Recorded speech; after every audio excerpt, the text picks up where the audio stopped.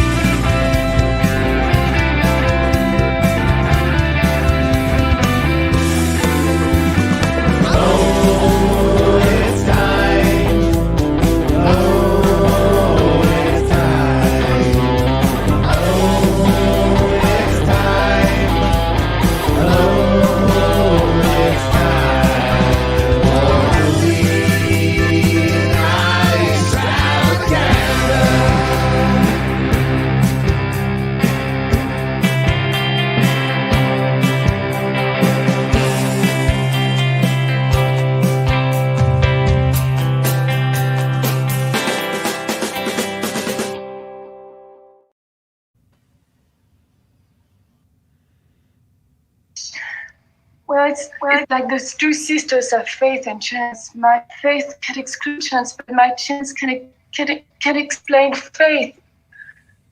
My faith didn't allow me to wait for chance, and chance didn't give me enough faith.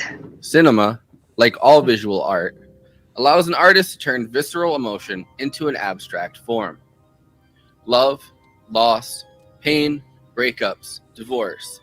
These are all feelings that can be grappled with on a cinematic canvas. Andrzej Żuławski experienced a lot of loss in a short amount of time. A Polish director working under the Soviet system, and one who was uninterested in commercial success and who often made controversial and violent films, his second film, The Devil, was banned in communist Poland, which led to Żuławski's first move to France, where he had originally learned cinema in the 1950s. After finding some success with the most important thing, love, Żuławski moved back to Poland and began working on the Silver Globe. 2 years of work was destroyed by the Polish authorities during a crackdown. There is this fantastic Latin saying, larvatus prodeo, I advance under a mask, hidden behind a mask. So we were hiding behind masks.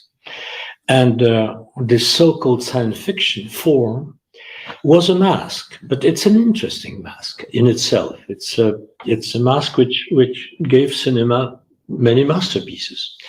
Possession was a film which I thought of in this moment between this stopping of Silver Globe and my going away. It was 6 or 7 months' time. Also during that time period, Żuławski's wife, with whom he had a son, divorced him. But I had no home, no family. My wife, the mother of my son, went away with a guy like Heinrich. Heinrich is maybe more intelligent, but Anna is probably more intelligent than my ex-wife, who's a better person. His own divorce was occurring during a period of stagnation for the USSR. A de facto ban was placed on Żuławski's work. He was getting divorced, unable to work, and stuck in a Poland he felt was crumbling. At one point, he returned home during the divorce and found their son had been left alone for several hours and was covered in jam. The Polish ban meant that starting a new film was out of the question, which is how Żuławski was previously able to rid himself of suicidal thoughts. Finally, in 1978, he emigrated out of Poland once again. During the emigration, Żuławski began working on a treatment for a new film to take his mind off his troubles. That film was Possession, one of the most controversial horror movies of all time.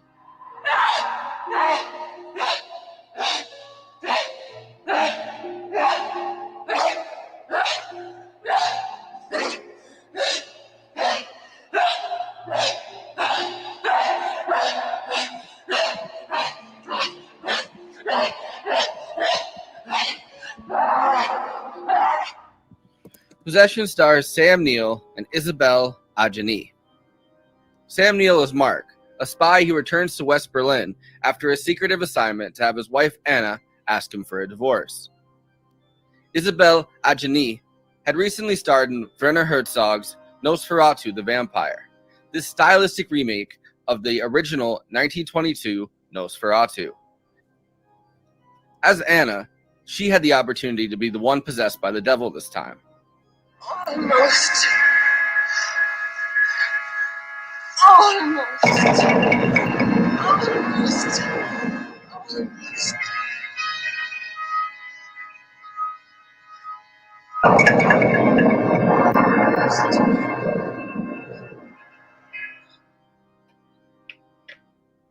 Żuławski poured scenes from his own painful divorce into this absolutely batshit crazy story.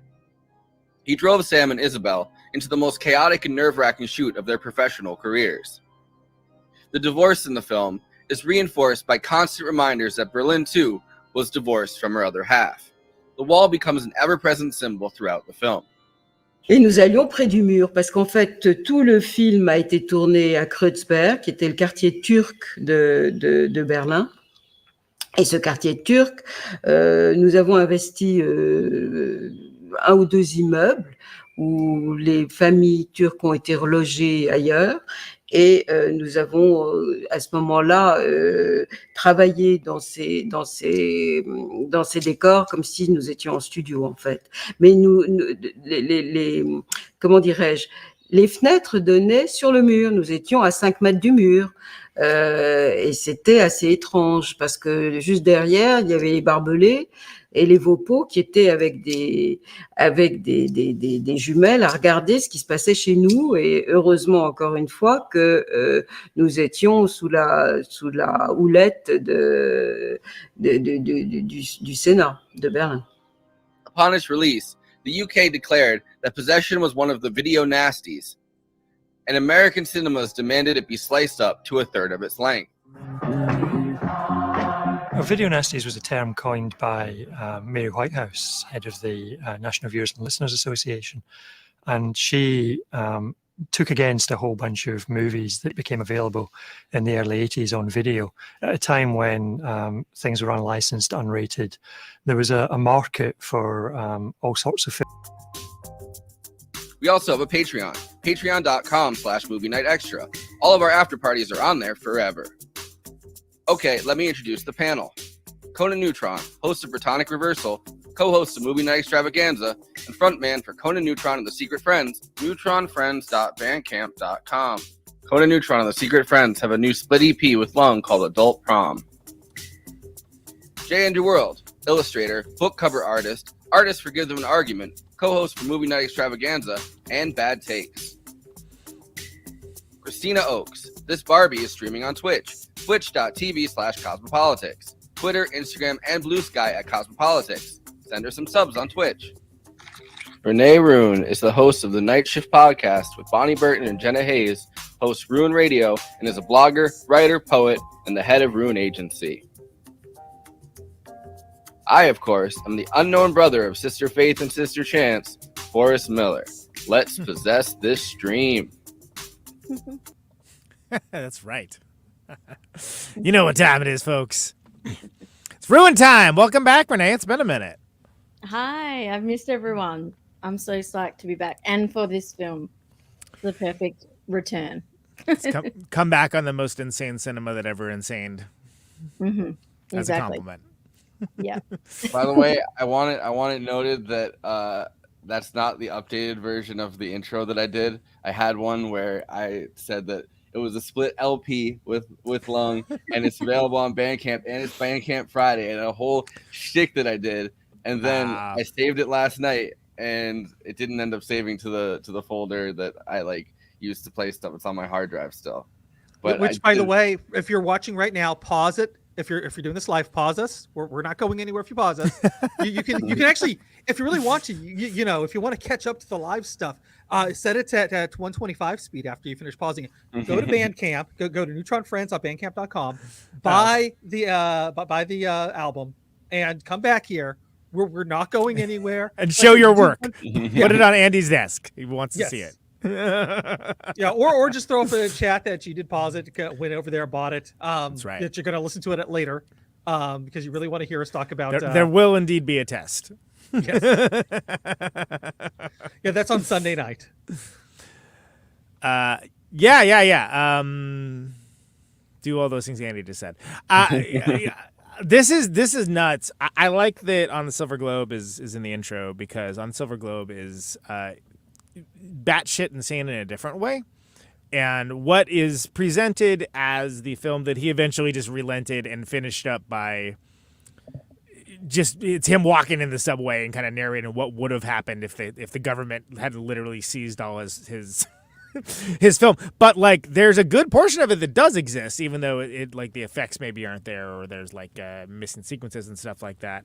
And it is crazy, and it's weird to think that came out right around the same time that Jodorowsky was working on Dune, and before Star Wars even. And it was a great, like, crazy space epic that was just needlessly horny, too. Like, just insanely. Has anyone else seen this but me? Yeah, I have seen it. Yeah, dude, it's so horny. Like, it's like the horniest space epic I've ever seen. And that includes like the long sequences where he just is talking about this one beget that one, and this one was fornicating with this one, and it's just like he's on the subway, and it's like, well, this is crazy. But I could see where he was like, to get as far with that as he did, and to have it with everything else going on in his personal life too, to have it just like pulled away from him. I mean, that's the kind of crazy headspace that's gonna lead you to make something like this. Which this movie has another connection with. Well, this movie has a connection with Dune as well, because the creature that they were working on, right. the creature effects artist, right? Like they contacted Dino De Laurentiis, because you had to go through him to get to the actual effects artist, who's the same guy who ended up making fucking E.T. Right. Yeah, which is crazy to think about, right? Not exactly movies he would speak in the same breath. Yeah, well, you can see it as soon as you know that, right? Like when the creature comes up and it's like the penis head part of it, right? Like it's being like worked on. You can see the eyes, and like once you realize that it's like the same designer, the same workshop that ET was formed in, you can like look at the eyes and go, oh shit, like those are ET's eyes too. Like you're never gonna look at that at ET the same way. Mark phone home. I already thought of ET as like a saggy ball creature, but no. that extraterrestrial fucks. All right, ET bone home, you know what I mean? He's hey. Well, you know, this is actually on brand for this movie, because this movie does start off at 11 and then turns the dial up. Yeah, exactly. It starts off insane and then it just only gets crazier. And what I like is that when you feel like you have your footing and like what it's about, which is super cool, it's just like, oh no, there's a whole other element to this that you didn't know was coming. And it's like you're constantly having the chair kicked out from underneath you, constantly. Yes. I also love that they forget about the whole spy angle until the last 10 minutes. So they bring back the music too. Yeah. That's what I noticed on this rewatch. It was like that goofball, like almost Spy Hunter music that starts it off and then like gets at the end, and it's like, oh yeah, we should probably bring that back. It's great. No, it's awesome. But it's just like it seems like it's from a different film, you know. It's just like a dead dog in the water, and he's like, this dog did not die of old age. Right. And you're like, oh yeah, he's a spy. I forgot. I totally forgot because his vocation doesn't matter. An international spy. Yeah, he's like doing an espionage. The other thing they fucking bring back at the very end of the movie is in the first 5 minutes they're like, does he still wear pink socks? About the one guy that he's supposed to be chasing, and just as the guy walks up, his trousers like subtly kind of pull up a little bit, and you see that like the guy that's fucking running over the bodies has pink socks. Like, oh yeah, forgot about that. But at that point, like, you know, like at that point, I don't even care about that. It was Chekhov's pink socks. You don't care. Like I feel like that in itself is already like a fascinating movie, but by the time you've gone through the 2 hours, you're like, that was like 10 plots ago. Like I have no desire to find out about this. I forgot he killed Heinrich. I seriously like so much happens in this film that I forgot that he like kills Heinrich and plants drugs to make it look like he was just like, you know, whatever, doing an orgy and drug-fueled orgy or something. And vomits into the thing too to make it look like he was like throwing actually up. Vomits. To sell the story so that he can hit him with the because I'm like, what is he doing with the shoe and the feather? Yeah, right. It's well, and it's not that Yeah. And it's not that you can't see that where he would be pushed to that level at that point, but it's almost like, it just doesn't register because there's so much other stuff that's going on, as opposed to like the very first time that you see her in the apartment and you see the creature and you like and you like are sort of like sharing the like what am I looking at, like along with the guy, and he's just totally has that kind of like what like just like he's just dumbfounded, like doesn't even know like what to do, and which of course leads to like the first murder. But like, I mean, that's the viewer at that point of like, hold on, I thought I knew what this was all about, and this is apparently something totally different. There's also the line he says to Heinrich like right before he fucking dies in the stall, and he's like, "Is it some mushroom you gobble?" It's like, I don't know why that cracked me up, but like literally each time I heard it, it was like, "Is it something you smoked? Is it some mushroom you gobble?" And I was like, dude, what the fuck am I watching? That seems like it would be just at home with Super Mario Brothers. Heinrich is so dislikable. Like there's nothing about him. There's nothing about him that is likable at all. Who and I does love like? I love from at the jump when he's got like the shirt like why even bother buttoning it at all? Such an obnoxious, pompous prick. Yeah, he looks like he should be an Arc Gray Noise Quintet for sure. He immediately goes into her apartment too with the shirt unbuttoned and starts trying to finger her. Yeah. Oh my god. Like in her living room, and then. But I feel like anyone who hasn't seen this movie and watches the stream is gonna be like, I don't know. First of all, this is almost like. So somebody actually, a fan of the show, actually suggested that we cover Possession a long time ago, and I was like, yeah, and then I was like, wow, that would be a weird one to cover. Like, how do we even? Because it's not like, first of all, how do you spoil this movie? First of all, is it possible to spoil this movie? Because there's so much stuff that happens. But by the same token, there's just so much to discuss. But then, Renee, I know you're a fan, so when we start talking about it, I was like, yeah, let's do it. Because I think if we, there's only, like, you could have 5 shows about this movie, and they're all going to talk about different stuff. Different things, yeah. 100%. So there's a making of documentary, and I clipped a bunch of stuff from it. Because it's like this one really passionate filmmaker that interviewed everybody that worked on this movie, like after the fact, and kind of like because the interviews can't really be threaded that well together.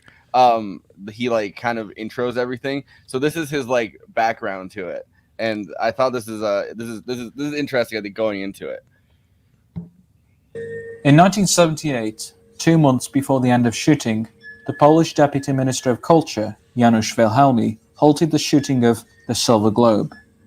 It was the most expensive Polish film ever to go into production. This was not Żuławski's first conflict with the communist authorities. His 1972 film, The Devil, was banned on account of its blasphemous imagery. Ostensibly a work of science fiction, the Polish authorities suspected that The Silver Globe was not all that it seemed. There is this fantastic Latin saying, larvatus prodeo, I advance under a mask, hidden behind a mask. So we were hiding behind masks. And this so-called science fiction form was a mask, but it's an interesting mask in itself. It's a mask which gave cinema many masterpieces. Possession was a film which I thought of in this moment between this stopping of Silver Globe and my going away. It was 6 or 7 months time.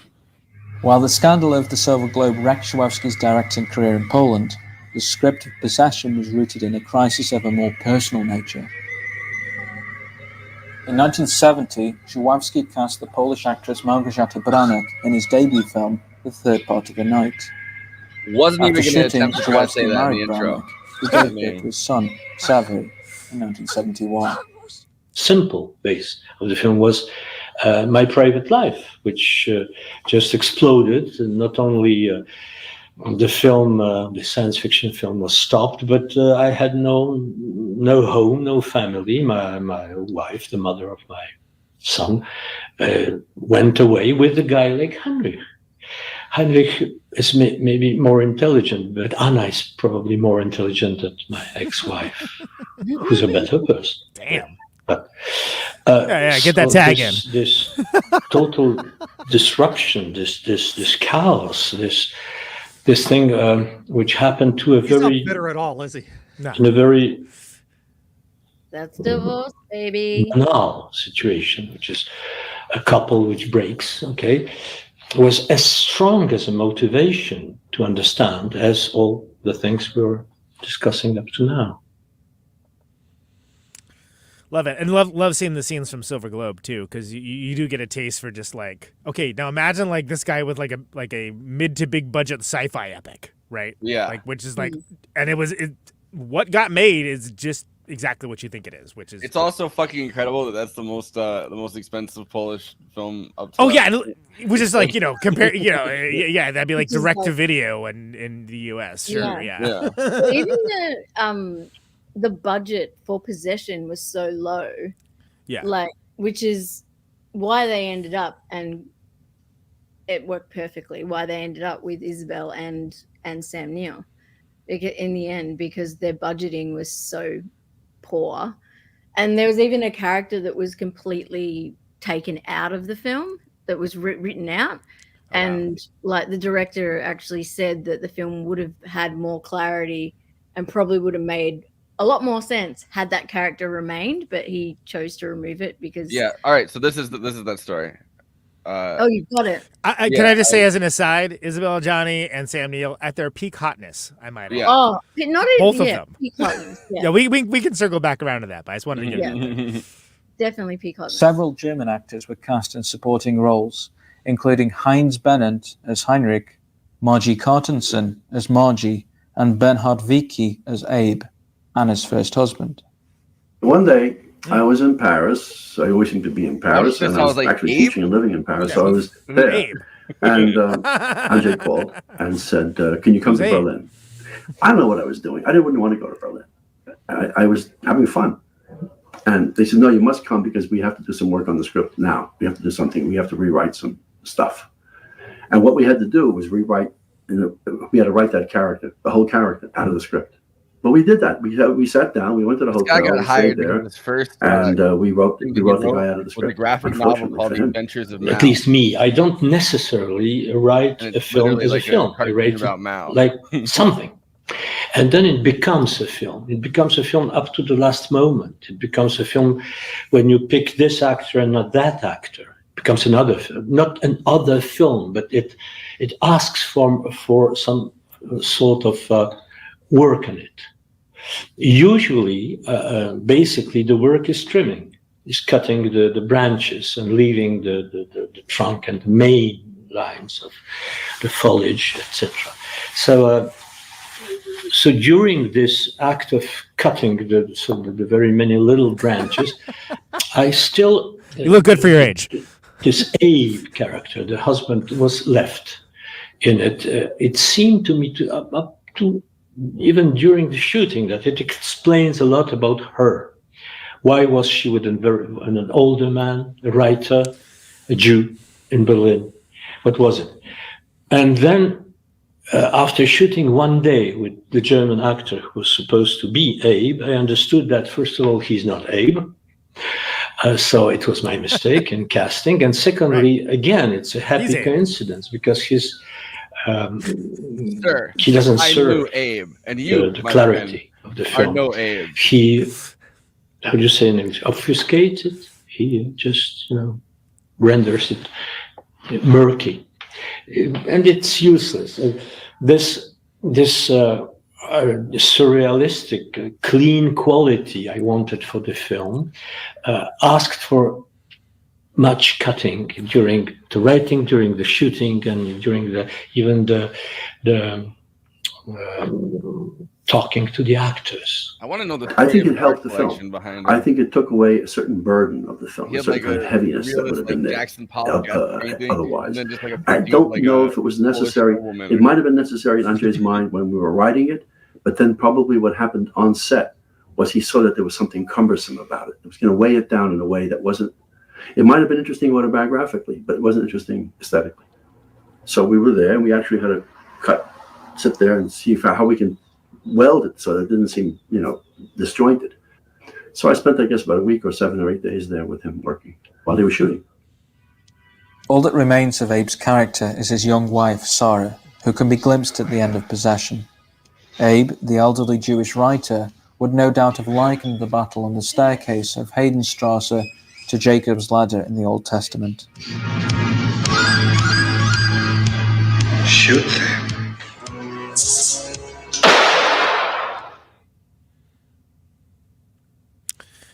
Okay, so lots to unpack. Even the interviews, there's so much there. There's so much to unpack. I know. It's like okay.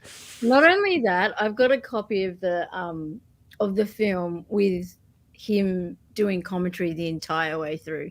And if you think it's hard to watch the film as it is, try watching it with him explaining everything the whole way through. So this is real story of my bitch ass ex-wife.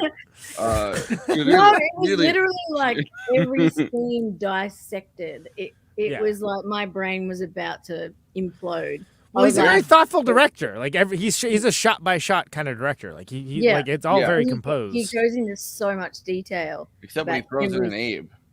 So yeah. Well, but like I like that, and he did the same thing in Silver Globe, like the use of Steadicam too.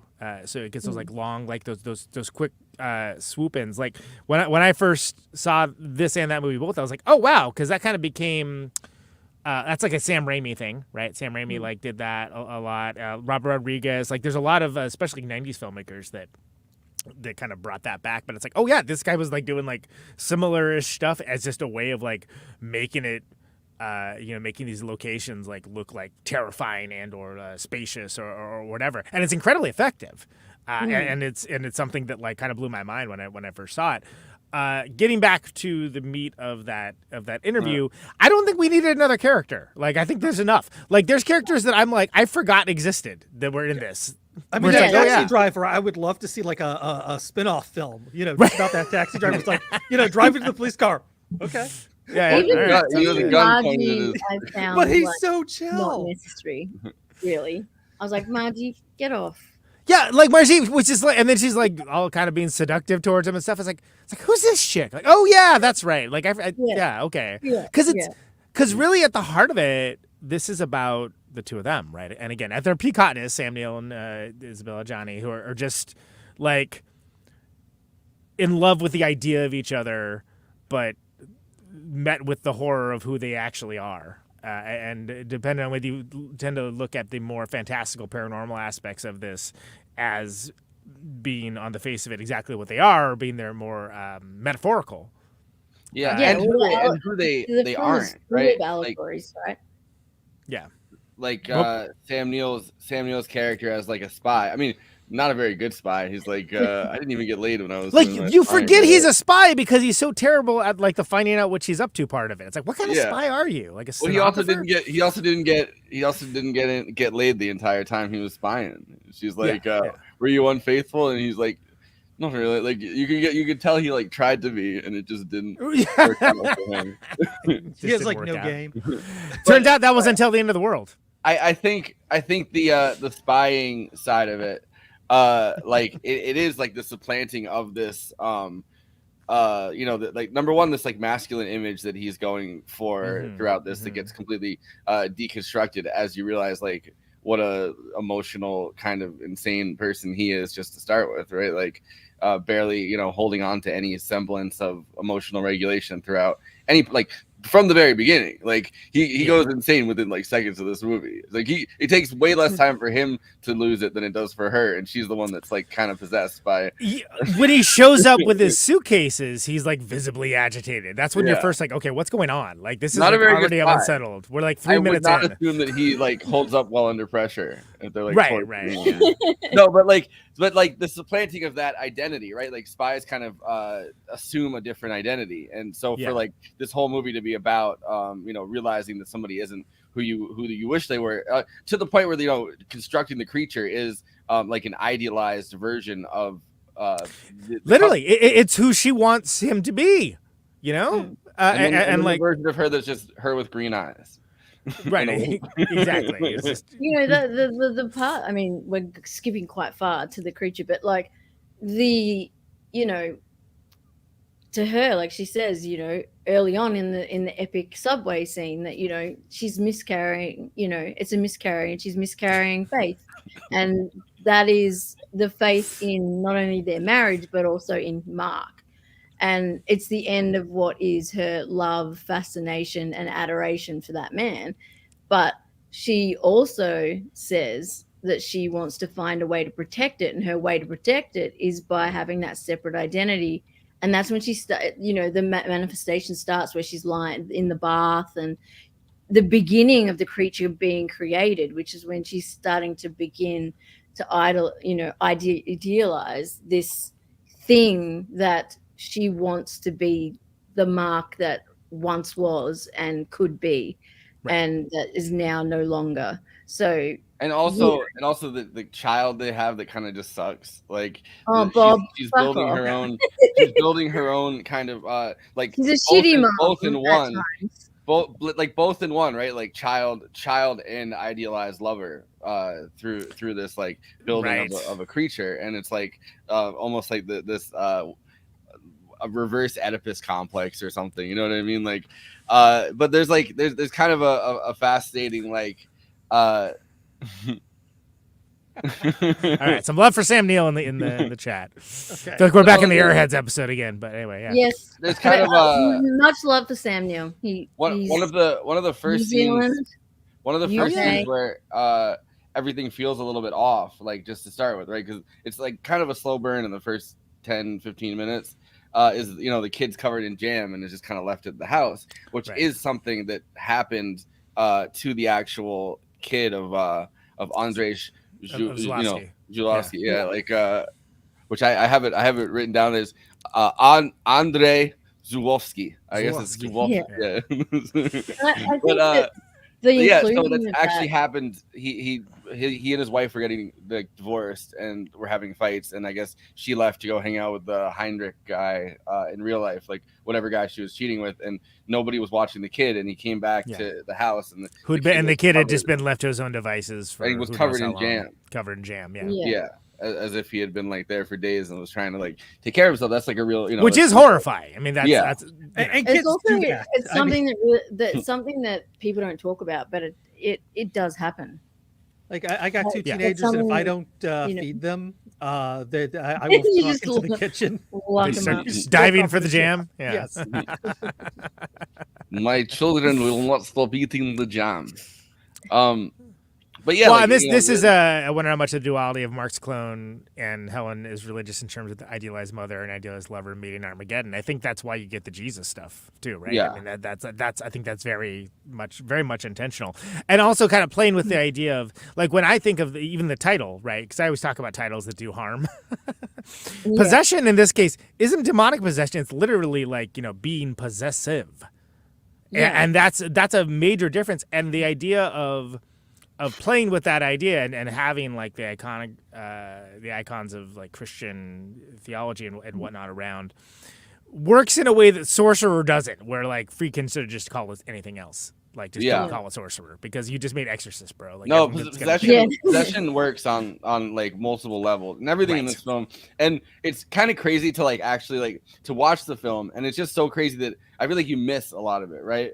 And then you go into like reading anybody's like breakdown of it, or like there's been so much like writing about this film and like the different sides of it and everything. You're like, like for this like low budget, absolutely insane movie where it just keeps ramping up the stakes the entire time. Like there's so much deep theology and like like references to like myths and like all of this stuff like kind of molded into one, and you're like, Jesus Christ, like this is literally a fucking movie where she has sex with a tentacle monster, like and is she fingering herself, which is most people's pull quote. Is she fingering herself in front of the crucifix? Is that? I don't know. Yes, she does. That's when she's asking for.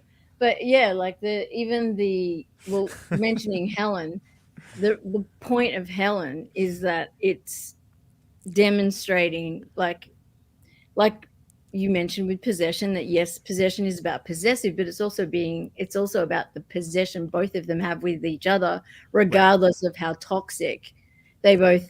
It's not good. On either side. No, but they're possessed by each other. right in that way. And Helen, the reason she looks exactly like Anna is because Mark is so obsessed with Anna that everything and every woman that he approaches, he sees Anna in. Like that, but a slightly drabber version of her. Exactly, like exactly. A slightly more mundane, more normy. But with contacts and a bad wig. Then he immediately tries to pull her fucking hair off. Yeah.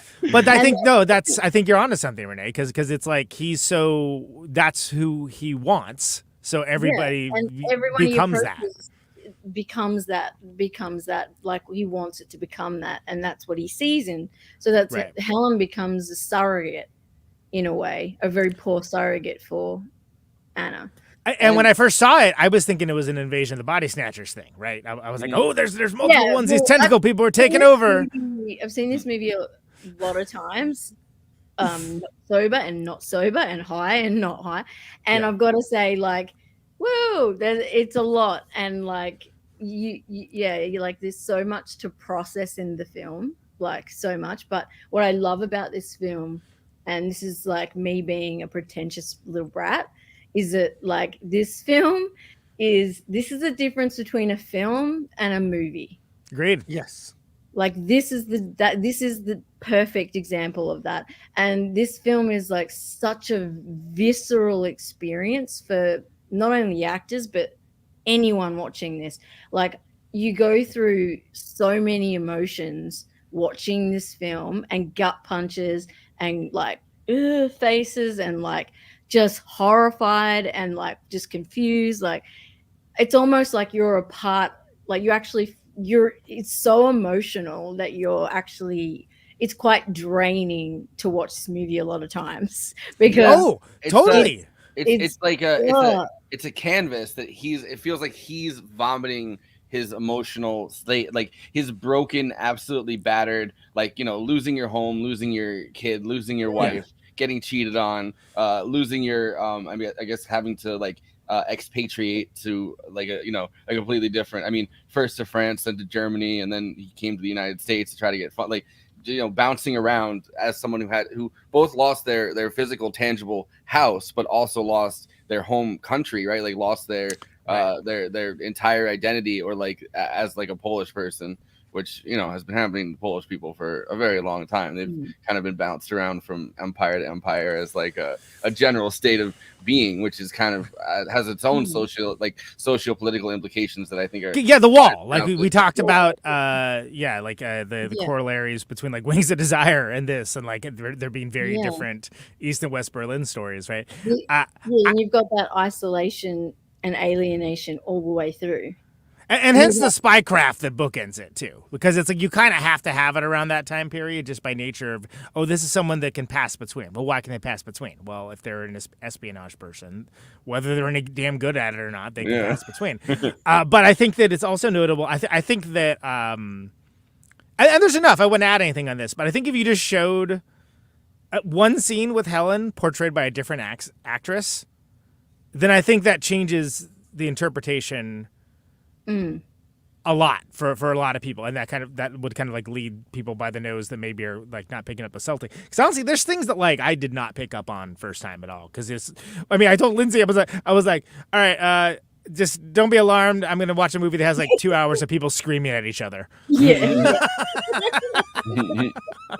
Which is, I mean, am I wrong? It's more or less true. It is. And it's Kramer versus Tentacle Kramer. You know. Before we skip, I was just going to say, with like you mentioning the Berlin Wall and like the isolation and alienation throughout the film, like one of the most poignant scenes for me is where they go and meet at the restaurant, which is dead empty, by the way, and they're sitting so crazily, like back to back, and there's a huge partition in between them, right behind them, which is clearly aesthetically and visually a representation of that same shot that you see over and over again of the wall.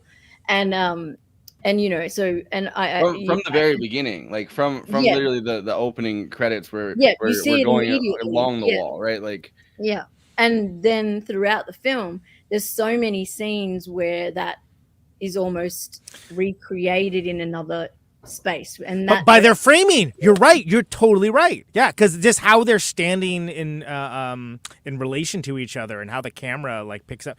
Yeah, totally. Yeah. And it's all like repeat derivations of a theme, pretty much. Yeah, you know? And then you see that same shot again from the beginning quite often throughout.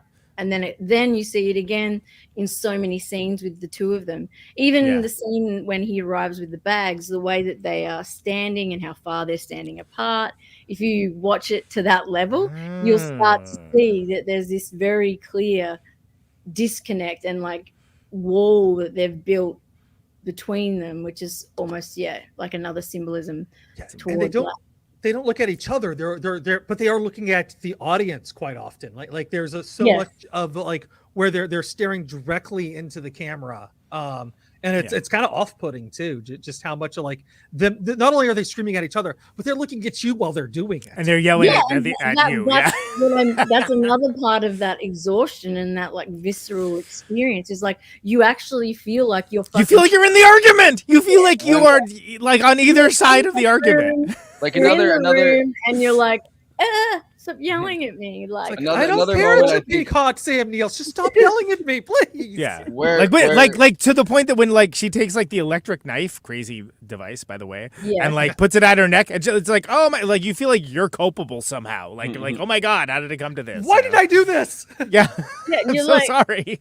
Which by the way ended up happening to Andrzej Żuławski because at the end of filming this Isabel, like she slit her wrists at the end of filming this because it was so intense, right? Yeah, that's my understanding. Yeah, and like said that he was culpable in like her suicide, but then he was like, you can't really take like she did the cross the whatever you like not down the river caught like that kind of like he was like, I'm not gonna take this seriously after the fact, and it's like, damn dude. But this is can you blame her? I mean, no, it's so like the reaction of us as watchers. Imagine Jesus months and months being inside that role, like, and then afterwards doing that. I mean, she ended up winning Best Actress at Cannes when it did go to Cannes, which like this. Can you imagine being any other actress nominated and being like, well, fuck. Exactly. So, like, this film was released in 1981. It didn't go to Cannes until 1988. Nice. And she won Best Actress for that. Why didn't Sam Neill win? I don't know, but he should have as well. Sexism. Our super chat says, isn't Polanski's The Tenant a high bar for alienation? Yeah. I mean, it's very Kafka-esque, right? Overused term, but I think it very much typifies the atmosphere for The Tenant. It's there's a lot of anxiety and guilt and frustration and paranoia that's in there for sure. So it's not like she's a stranger to it. And she had also she worked with him on not Polanski, worked with Żuławski on something else too, or am I remembering that wrong? Isabel Adjade. I don't think she worked with. I was thinking. I was thinking of something. I was thinking of Herzog and Nosferatu. My bad. Yeah, and which is what got her cast in this. Got her thought of. I mean, she's stunning in that film. Oh yeah. Oh yes, she is. Yeah.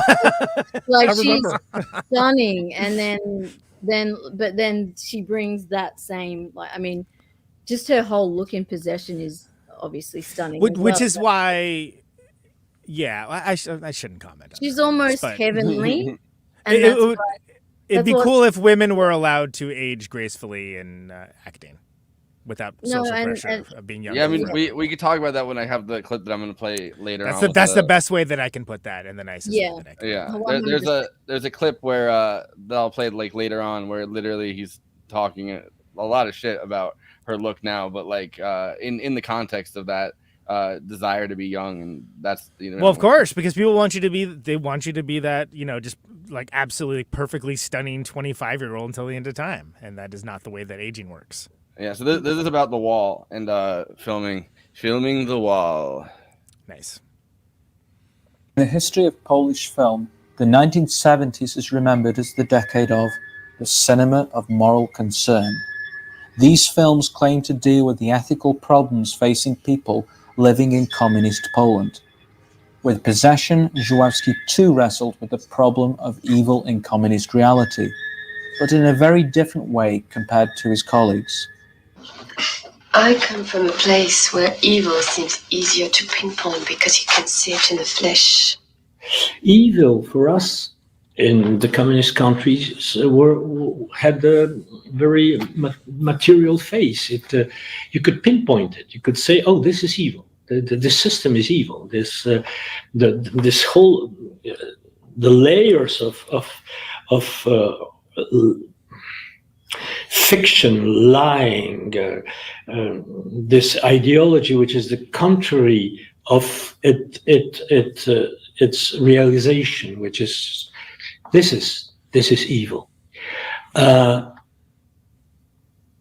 then, how come that it visits this young woman who's not evil? Does it visits us all? Do we nurture it in us, or is it from outside and plunging into us and changing us? That could be a question. And when I wrote the script, I thought that I really would love to make the film the closest possible to this part of the world in which the film was invented, which is the communist side of the world, and Berlin seemed really the right place, being surrounded by this wall and this communist empire all around. To start the film with the wall and the crosses where people were killed, to have this entrenched psychology of people surrounded by evil, and finally evil warms up into their universe. It's a political statement. I wasn't shooting the beautiful TV tower of East Berlin, I was shooting the wall. And for reasons not of exotic backgrounds, but for reasons of profound necessity for this story to unravel, to exist again. The wall is a very important aspect of this film. Seeing across the wall, seeing the guards, knowing that the character has been across the wall and it's come back. So it's all, the principal character, the Sam Neill character. So you had to have that. Because I think underneath this film, all the other aspects of it, the love story of it, the obsession of it, the passion of it, there's a political dimension there. And of course, as Andrzej is a Pole living under the regime he lived under, understanding what was going on in the East. We actually spent the day together with the first director. We went across into East Berlin one day just to get a feeling of it. And I got to say, put it this way, I came in as a leftist and I came out as a moderate. To see people lining up, a line, and then you'd see a hole in the wall in a building, and they were waiting for an ice cream cone, one scoop. Took your heart away. So a lot of that business of Berlin and the East and the Sovietization of Poland was all implicit, I think, in that film. And subtly, I hope subtly so. Et nous allions près du mur, parce qu'en fait, tout le film a été tourné à Kreuzberg, qui était le quartier turc de Berlin. Et ce quartier turc, nous avons investi 1 ou 2 immeubles où les familles turques ont été relogées ailleurs. Et nous avons, à ce moment-là, travaillé dans ces décors comme si nous étions en studio, en fait. Mais comment dirais-je, les fenêtres donnaient sur le mur. Nous étions à 5 mètres du mur.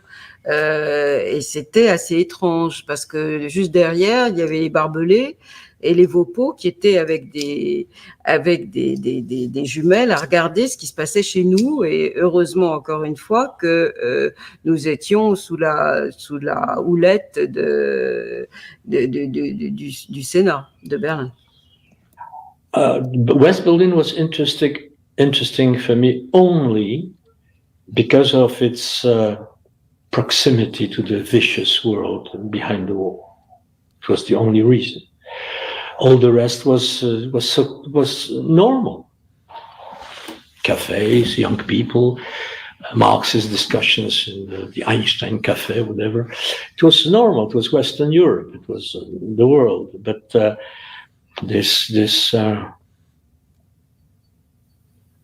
in fact this huge no man's land, which started behind the wall and stopped at Kamchatka, like 10,000 kilometers farther east, was there physically, and that's the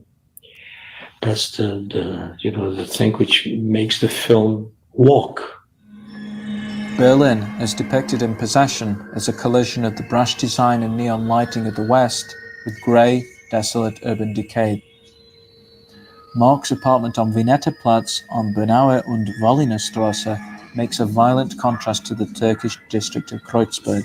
I got your wife's address. It's in Kreuzberg, Sebastianstrasse 87, first floor. The wall seen from Sebastianstrasse is the subject of Die Mauer, a portfolio produced by Enki Bilal in 1982, for which Żuławski and actor Bruno Ganz provided the preface.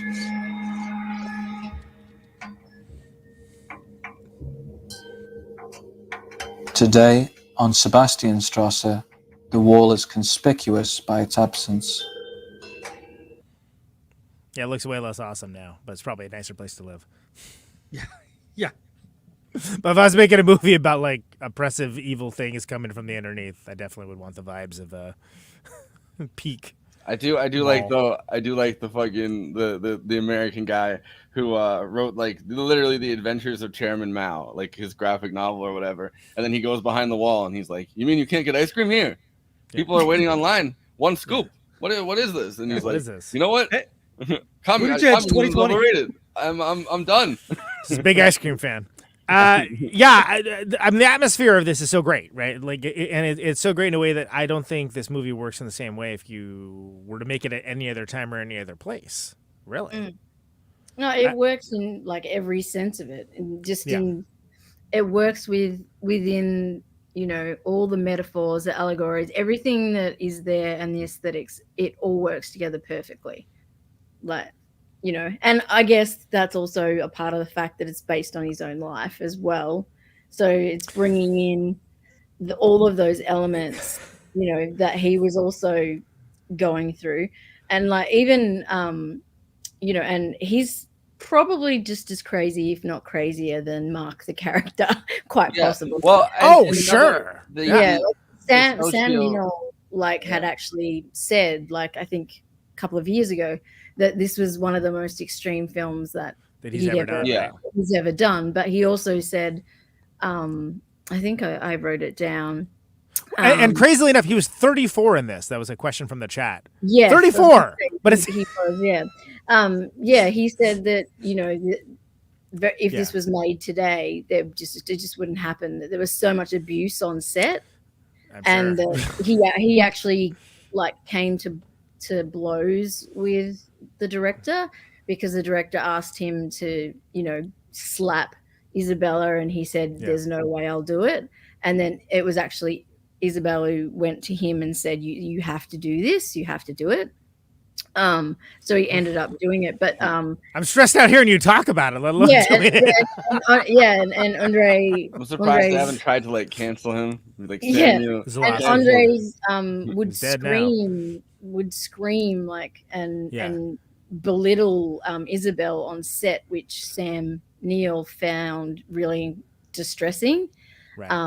And he said that if you think that you're kind of a little bit crazy, he was like, I came out of this 3 times crazier and almost had a breakdown myself, which is exactly what ended up happening to Isabel. He was like, he was like, it just was the most extreme film in every possible aspect. But oddly enough, Klaus Kinski did not go balls out crazy in a John and Nosferatu. Yeah. That is actually very odd. Yeah, I agree. Yeah, and he's like, he asked them to do things that they wouldn't and definitely couldn't do now.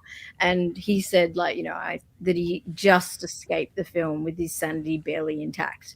Well, think about how Kubrick still, to this day, there's the whole Shelley Duvall thing, of which Shelley Duvall has flat out said no, it isn't the way you think. Basically, I have stronger character than that, and I knew exactly what was going on. It was Popeye that finally did her in. Yeah. Exactly. Yeah. Which, by the way, there is that village in Malta still exists, and you can go there. But I'm just saying, if we do a live show, the same Malta, impression as Elegance as a Fassbinder film. We're doing Popeye. The scenes with the mother, Heinrich's mother, and him at the end reminded me of when we talked about Mother Custer. For sure, absolutely. Yeah. And Fassbinder, like I really want to cover World on a Wire at some point, but like it's a running theme through like a lot of his films in different ways. Sometimes it's more oblique and sometimes it's more overt. But Fassbinder's really interesting. I mean, that's someone that I'm glad that like the younger film aficionados are kind of latching onto, because I think that much in the same way that the guy who did Come and See, I'm blanking on his name. And the woman did The Ascent, like that these films that were kind of like Soviet films, right? That just could not be seen like outside of like being in Russia at that time, and are being reviewed and seen to be the masterworks that they are, and then also seen as great snapshots of the time as well. And that's a Fassbinder that's like, look, if you want to talk about some like really inventive auteuristic filmmaking by someone that was like deep in it, right here, that doesn't have the profile of Wim Wenders. Peace and love. I love Wim Wenders, obviously, because he got out to America and, like, you know, the artsy fartsy people, you know, especially Jim Jarmusch, really latched onto him. People loved the way that he would bring his camera into cars and drive. Dude, after I saw Kings of the Road, I was like, okay, so Jim Jarmusch basically did 3 movies of this. Okay, got it. Like his version of Kings. It's awesome. I loved that early Jim Jarmusch is great, but it's like those first 3 films he did, it's like, it's basically derivations of like, okay, I'll take this part of Kings of the Road and this part of Kings of the Road, this part of Kings of the Road. and just, you know, like whatever. Everything has its influence. But people wouldn't know at that time because it was before Wim Wenders had really like hit big in America, like way before Paris, Texas, right? Like that's like the biggest the one that people like, really... holy crap. The other thing that's a lot, I think, like Fassbinder, like the same kind of dynamic, is that when this movie appeared at Cannes, like in 1981 or whatever, they took Andrzej Żuławski as a reactionary, right? Like the French left did not appreciate, right, because he was not an avowed socialist, so therefore they read what they wanted to out of the film, which they saw it as like dissident anti-Soviet art pretty much, and which is not, I mean, it's his own, you know, immortal, it's more anti his ex-wife art, frankly, but if you want to told. while my wife is in Poland, I am anti-Poland, but personal animus.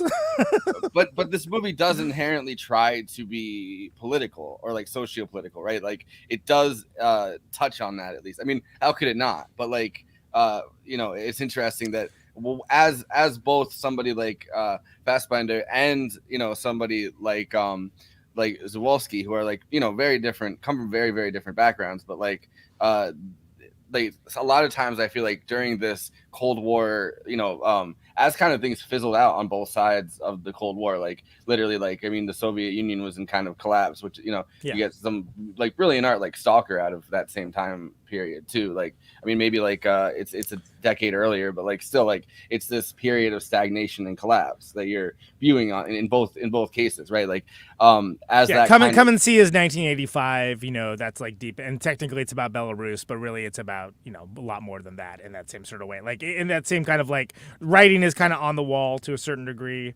especially as you get like post Chernobyl and all that. Like it's sort of like, okay, we're seeing the cracks begin to show. Yeah. Well, so as like, you know, as the ascendant right in the U.S. with like Reagan, Thatcher, fucking, you know, even like France under Mitterrand, like started to neoliberalize, right? Like these kind of factions, I guess, or like these political identities began to harden. You know, with people saying, like, I'm not laughing at you. I'm just laughing at this level of political analysis for a movie that involves tentacle fucking. But yeah, that's it. But I feel like. But I'm with you. I'm with you on all like of it. Audience wise, right? Like, I feel like the political identities people had began to like harden into these, you know, these like. I'm 12. Sorry.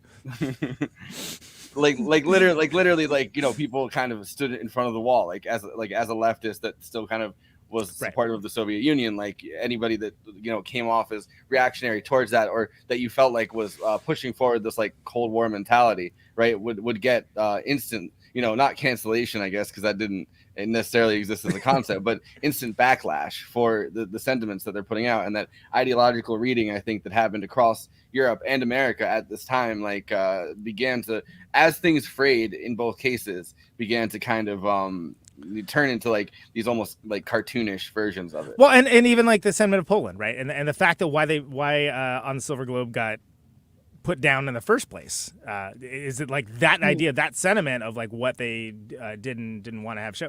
It was sort of like, unless you explicitly said like I'm not for that, then like it's almost was like tacit approval, which is absurd. And again, especially, and I cannot stress this enough, for a movie about tentacle sex, but I think that it's especially notable because the people that did get it really got it.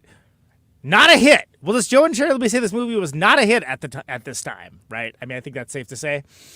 Yeah, well, it wasn't a hit for friggin' many years, probably 20 years after, and even Andres has said like that, the film was completely misunderstood, and what was presented at Cannes was an 83 minutes. Completely cut down, yeah. Which I think if you go to archive.org, you can actually see that cut of it. I don't know why you'd want to, but yeah, exactly. You can see both versions on archive.org. If they cut out the spy stuff at the beginning and the end, I don't know. What do you cut out here? I don't know. Probably. Yeah, but they I think it's more of a 4K, and now it's the full. I think 100. Well, they did a 4K restoration of it too, which 158 minutes, maybe, I can't remember, 158 or 138 minutes, all up, and it's the full thing, which is available on Shudder if you want to watch it. Right, it's on Shudder right now. But they had to do a restoration on it because basically it was like floating around as like videotapes, right? Like a sort of exactly. Like and hey, you got to see this movie; it's wild. Yeah, and people, that's how it was being distributed, particularly right after 1981, because it was banned in the UK, US, and Poland, and many other places. So it was one of those things where you would secretly, you get a distribution copy and people would pass around. It wasn't easy to find, and you could only get the cut version, not the full. So, and I think that's almost amazing in the sense that, it came out in 1981 against all of this. And then in 1988, it found itself in Cannes as an edited version, yet still got praise. And Isabel won Best Actress, 7 years after the fact. Way after all the emotional damage had been done. Exactly. And it took her something like 3, 4, 5 years to recover from it. And then even Sam Neill, whilst he said all these bad things that did occur and how emotionally taxing it was, he said it's still, to date, his favorite film he's done, because he learned so much from that. And because of the reaction to it, Żuławski was actually motivated enough to go back and collect what he could from On the Silver Globe, and then do that version where he filled in the missing pieces with just like the walking around the subway and stuff. And just because it was like, he felt like, okay, if there's ever going to be a time for people to give a damn about these like weird movies that I make, that it's going to be now. And he was right. I introduced a few people in this last couple of weeks to this film who'd never seen it, and I got like a barrage of messages like the last 2 days being like, "Fuck me, Possession is what the shit? Like, this is amazing. How did I never seen this film before? Like, blah blah blah blah." And it's so, it's like had its little resurgence, and it's definitely thanks to the restoration, thanks to Shudder, and thanks to so many people actually writing about it and trying to keep it back in the eye. Because, and yes, like, whilst the director might be problematic, a lot of films that are incredibly he's only problematic if you're his ex-wife or whatever, but problematic for one woman. But and the Heinrich dude.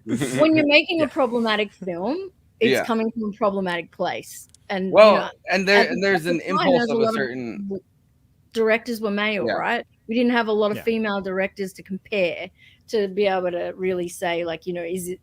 So we can't really say that they're all problematic, but I think that at the time, that's the time it was made and all of those things. It's the same like with someone mentioning Polanski and, you know, all of these people who have problematic. Talk about problematic. You know, like they all have these problematic, and there's plenty of them, like, you know, not just in Europe, in US, like everywhere, you know, but some of the best films that have been made by problematic people. Yeah. Do you want to consume their art or hang out with them? You know. Yeah. There needs, you know, I mean, I guess there's a scale of that, but like, you know, in you know, this, I don't think that this guy's probably not someone I wanted to date, you know, but like, hey, I think he don't want to break up with him.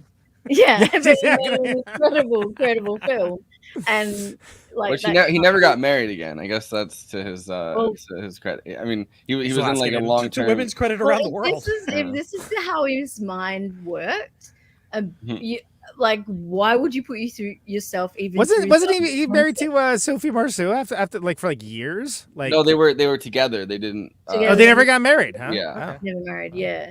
I have problems with one thing I wanted to say as well, which I think a lot of people like overlook, or when I've watched things, because everyone loves to, and I understand why, loves to, you know, sort of think all about Isabel and like focus on Isabel. But one of the scenes that, like, for me, I found made me feel a little bit uncomfortable and a little bit sick was the scene, which I think is incredible, of Sam Neill, which is quite early on, where he's clearly having withdrawals, and those withdrawals are from Anna.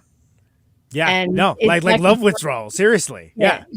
And well, to the point that he's like, "How long have I been here?" And he's like, "What, 3 weeks or something?" It's so like, oh, I'm in the room here, and this is really uncomfortable. Like this guy, you know what I mean? Like he's, and like that scene is just phenomenal.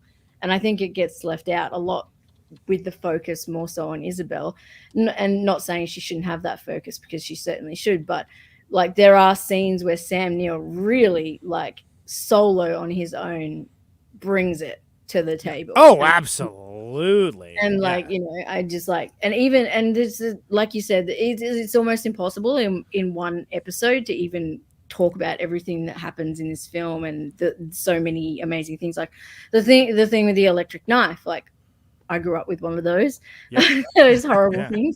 And like even you know that, like she's you know it's she says to him when he cuts himself, like, does it hurt? It doesn't hurt, does it? Doesn't hurt, yeah, because she's saying the emotional pain that she's going through cannot compare to physical pain. That's totally the key to the movie. Absolutely. Yeah. So there's all these really important parts, which, like I was saying to a friend, you know, you've got to watch. You've really got to, and you can watch this movie 3, 4, 5 times, and you'll pick up more and more hidden, like, nuggets and little things throughout it that are like, fuck, holy shit, like, yes, I didn't even get that, like, at the time, but that's exactly what's happening. Like, and then it's I know that like there's a later scene where you see his arm, and there's no marks on it, there's no wounds, and it's like, and some people are like, oh, that's a goof. It's like, no, it is not a goof. No, that is not a goof. Yeah, it's completely deliberate. Yeah. If you were paying closer attention, maybe you would have noticed that. Yeah, like it's and it's even when she has the bandage around her neck, and he's asking her, and she's like, it doesn't hurt. Yeah, it's that I was focusing more on that stuff this time, because I again wasn't expecting an Invasion of the Body Snatcher business as much. So, another thing that I wanted to add to, like, the conversation about that we had earlier, kind of about, like, the political implications of this, is that I think an unfortunate thing for this movie is that it premiered at Cannes the same year as Man of Iron, which literally, like, was dissident cinema, right? Like, that's a movie about the Polish solidarity strikes, and that was like a deeply anti communist film, and became, like, kind of a hallmark of, like, reactionary liberalism, I guess, right? Like, as the cracks kind of appeared in the facade of the wall, like that movie was kind of instrumental in pushing that propaganda line. And I think like the backlash to Possession is that it's another Polish director who's kind of, been pushed out of Poland, that is, had his stuff cracked down on, and then the backlash, I think, from a lot of leftists in Europe about, and like the fixation on the wall throughout this, right? Like, I think the two movies, which are very, very different. One of them is literally just a political tool, like is just meant to be propaganda, and the other one is, like about his own personal struggle, deeper surrealistic exploration of trauma. Yeah. and expectation, and also how rebounding is also very toxic. Yeah. I mean, let's face it. It's kind of like what the end of the movie's about is like rebounding. Like that, so that your ex. Man of Iron ended up winning like the big like ecumenical award or whatever at the audience award at the prize of the ecumenical jury at Cannes, as well as the Palme d'Or. So like, that was kind of the movie that took the Cannes by storm that year. And it might also be like, do you remember? Okay, so I generally like Spike Lee, but BlacKkKlansman is not my favorite film. But that came out at the same time as Sorry to Bother You and Blindspotting, and I'm sorry, it's the least of those three. And the only corollary between all of them is it's the black movie, right? Yeah. And unfortunately, that's how some people think. And I feel like Sorry to Bother You would have made bigger waves if it was like any other year, and Blindspotting may have been on more people's radars if it was literally any other year. But like that, sometimes how it works. So it's sort of like, oh, we got two published films, and one is like this very like of this moment right now, important politically thing that's gonna, and there's this other one's got the tentacle like sex stuff. Okay, yeah, I get it. Like I don't approve it. I wouldn't make the same decision, but I can get where. Remember, because at the time it still seemed like the idea of like the wall falling seemed like a science fiction. Yeah. No Ice Humor, How I Left the Left. but I mean, let's face it. Like these movies put the cracks in the wall. What I went around. People were on the bread lines. One scoop of ice cream. What is this? They didn't tell me about this. Yeah. we get it. But as I was saying, like these movies put the crack in the wall. And David Hasselhoff's the one who took it down. Okay, there you Thank you, David Hasselhoff. That's what we waited for. Got it. Yes. All right. Nailed it. David Hasselhoff got drunk on the wall and was eating a hamburger, and the whole thing just collapsed. Like it was an accident. But then it's also. Oh, go ahead. Yeah. I was just gonna say earlier we were talking about like whether or not we wanted to hang out with the director or something like that. Their legacy. And enough about the ice cream. No more ice cream related comments allowed on this show. Enough. Calling it. Or at least don't put them on the screen, dude. Shit, where was I going with that? I'm just putting up whatever comes in. Yeah. You were saying about whether you want to hang out with those directors. Yeah. But like the other thing too is that like sometimes as an artist you make these ugly pieces of art to like to expunge your soul of like whatever darkness is in there. So to provoke a reaction or to provoke thought or discussion or sure, absolutely. Yeah. But also to like, exercise demons, like you are possessed of this. Isn't that Gasparino's whole thing? Catharsis. Or it's like a catharsis. Or at the very least to avoid suicide when you're kicked out of Poland. That's another thing to bring up, and you brought that up in the intro, right? Is like he was literally suicidal, and why wouldn't he? Because when you look at the scope and scale of what he did on the Silver Globe and what he was trying to do with that, which again, remember, this would have been, if he would have landed all of it, it would have basically come out right before Star Wars. And it's this crazy like space epic based on these books. I think it was like his uncle did or something along those lines.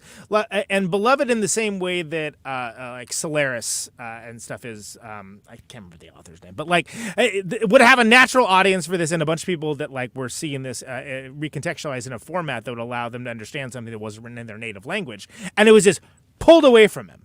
And then at the same time, like he's dealing with this horrible breaking apart of his marriage in this very like messy and destructive, traumatic way. So he puts all that into this film, and it's just, again, Andy, what'd you say? It's like starts off at 11 and goes up to 21. It's just like, I mean, just out of the gate, it's just like wham! Like you don't realize that like at the very beginning where they get into an argument about whether he should be there or not, that's about the most comfortable you're going to be the entire runtime of the film. Yeah, you don't even know half of what's going on at that Yeah, point. You're like, oh well, this is tense. Like, oh no, you have no idea what's coming. No idea what tense is. No. All right, so I wanted to play this the whole time. The creature clip, right? Like where they're talking about Yep. Going, it's like 6 minutes, but it's kind of fascinating. It's fascinating, right? Because think about practical effects around this time period too, and where they were at. This is even pre. I think Phil Tippett was already doing stuff, but he wasn't like as established as he was before. Yeah, well, so they reached out to Geiger. Yeah. Another needlessly horny dude. And he was busy. He loves the tentacle. He loves the tentacle too. Sure does. He was busy, but he's like, "Yo, my boy, the creature. I got another tentacle boy for you." Yeah, like he's the guy that did the. See, I designed the alien, but he designed like the head and like the actual head of the alien. Yeah, He linked them up. Nice. If Żuławski adopted the mask of the science fiction genre for the Silver Globe, in Possession, he would use the mask of the horror film. This form, with its traditions, which go very profoundly in our psyche, the Brothers Grimm. By the way, Night of the Living Dead ass body part there. And all the horror stories we read and we listen to in every possible civilization from every possible time.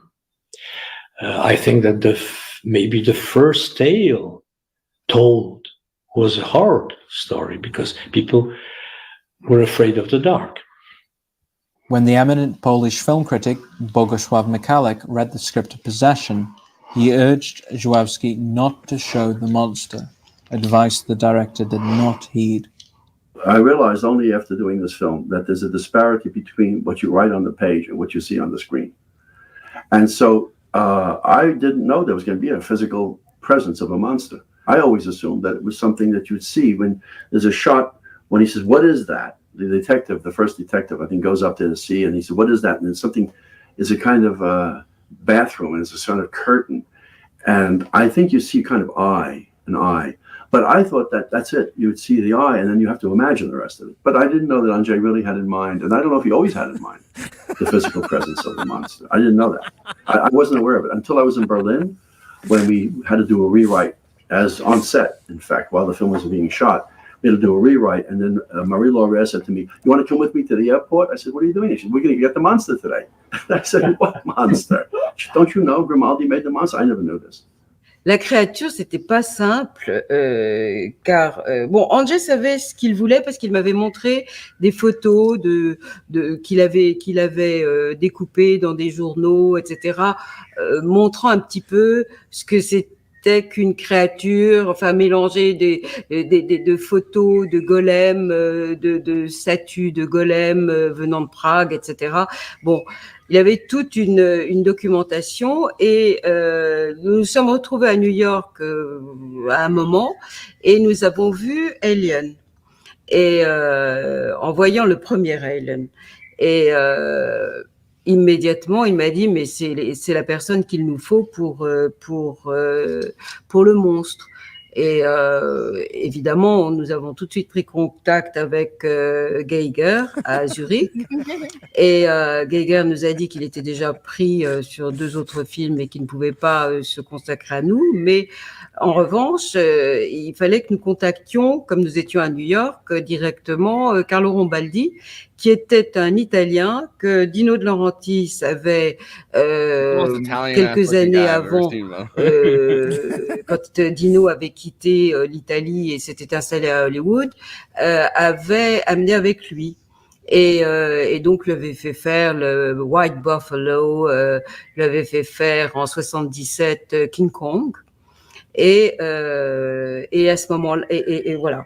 Et donc, nous sommes partis pour Los Angeles, rencontrer, grâce à Geiger, qui avait tout organisé, téléphone et tout, nous avons pu rencontrer Carlo Rambaldi.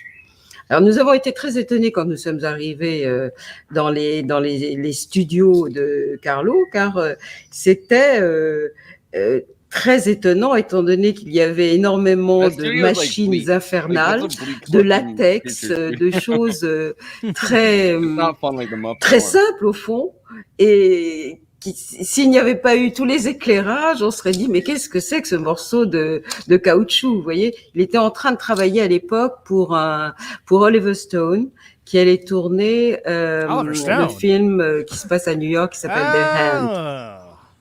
Je ne sais pas si vous l'avez vu, mais ça n'a pas été un grand film. Et cette année-là, alors il a The Hand on the Second Gun. Pour nous donner sa réponse. Et il a lu le script, il a beaucoup parlé avec Andrzej, et au bout de 4 jours, nous a dit oui. Et à partir de ce moment-là, a commencé une chose complètement surréaliste, parce que nous sommes rentrés en Europe. Et régulièrement, il fallait que j'aille ou Andrzej voir l'état d'avancement de la bête, des bêtes, parce qu'il y en avait plusieurs. Et quand nous sommes arrivés au tournage, donc il y avait des envois d'échantillons, des envois de dessins, de maquettes, etc. Et quand nous sommes arrivés à Berlin pour la préparation et que la bête a dû devenir effective et être là pour le tournage, je crois que je me souviendrai toute ma vie le jour où nous sommes allés la chercher, Carlo Rombaldi, à l'aéroport de Tegel à Berlin, où il est arrivé avec 5 ou 6 coffins, en bois, de la taille des monstres. Et j'étais avec l'executive producer, Jean-José Richet, et les douaniers, évidemment, étaient très intrigués de voir ce que nous venions chercher. Heureusement, nous avions une lettre de nos coproducteurs, entre guillemets, du Sénat de Berlin, qui avait dit qu'il fallait qu'on accepte tout ce que l'on demandait. Et donc, Carlo est arrivé avec ses 5 coffins, et à ce moment-là, il y a quand même un douanier, enfin 2 douaniers qui ont voulu voir ce que c'était. Et tout d'un coup, il y a eu l'ouverture des couvercles des coffins, et on a vu ces espèces de tentacules, de morceaux de caoutchouc.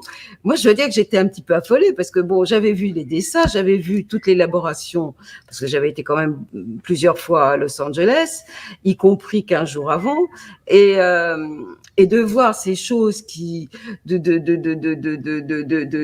comment dirais-je, de plastique, de matière bizarre dans ces boîtes, c'était absolument surréaliste.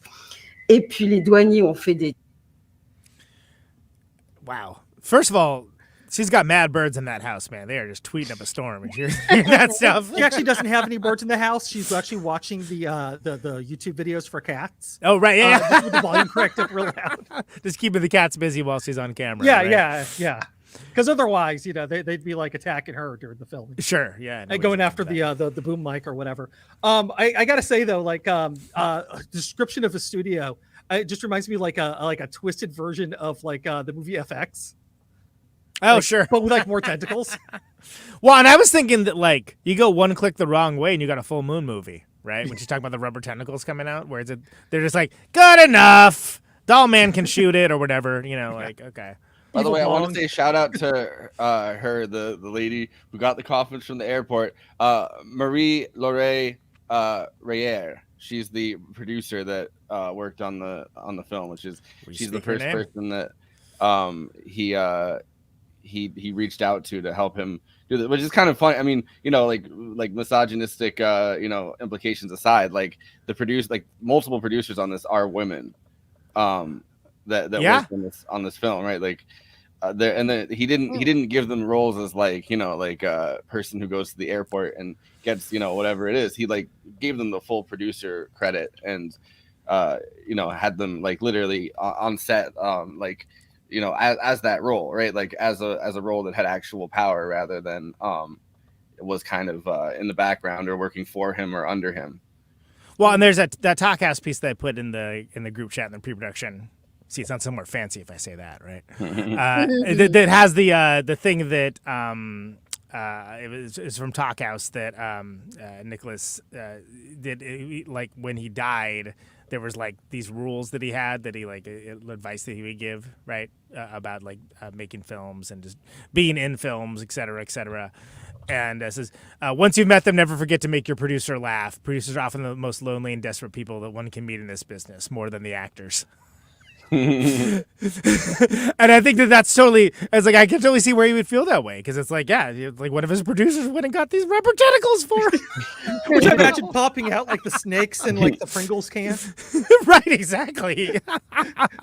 there's some pretty hilarious. And if it was in America, they would have shot them too. You know? Right. I like how this one makes actors sound like animals. If an actor is being difficult during rehearsals and you cannot fire him, shoot him from behind the first day of production. It will calm him down. If he continues to cause problems, talk to him in private. If he goes on with his bad behavior, point out his faults in front of the crew with no modesty. Yeah, that's just break that motherfucker down. yeah, exactly. Gotta break their will. The thing about starting your first screenplay, the day you start your first screenplay, think that even Kubrick and Spielberg are dwarfs. Otherwise, their genius will crush you, and you will not exceed 10 pages. Your love for cinema is both an encouragement and a reason why you won't write anything at all. It must be used to build your world and not to question it. Which I was like, that's actually pretty good advice, frankly.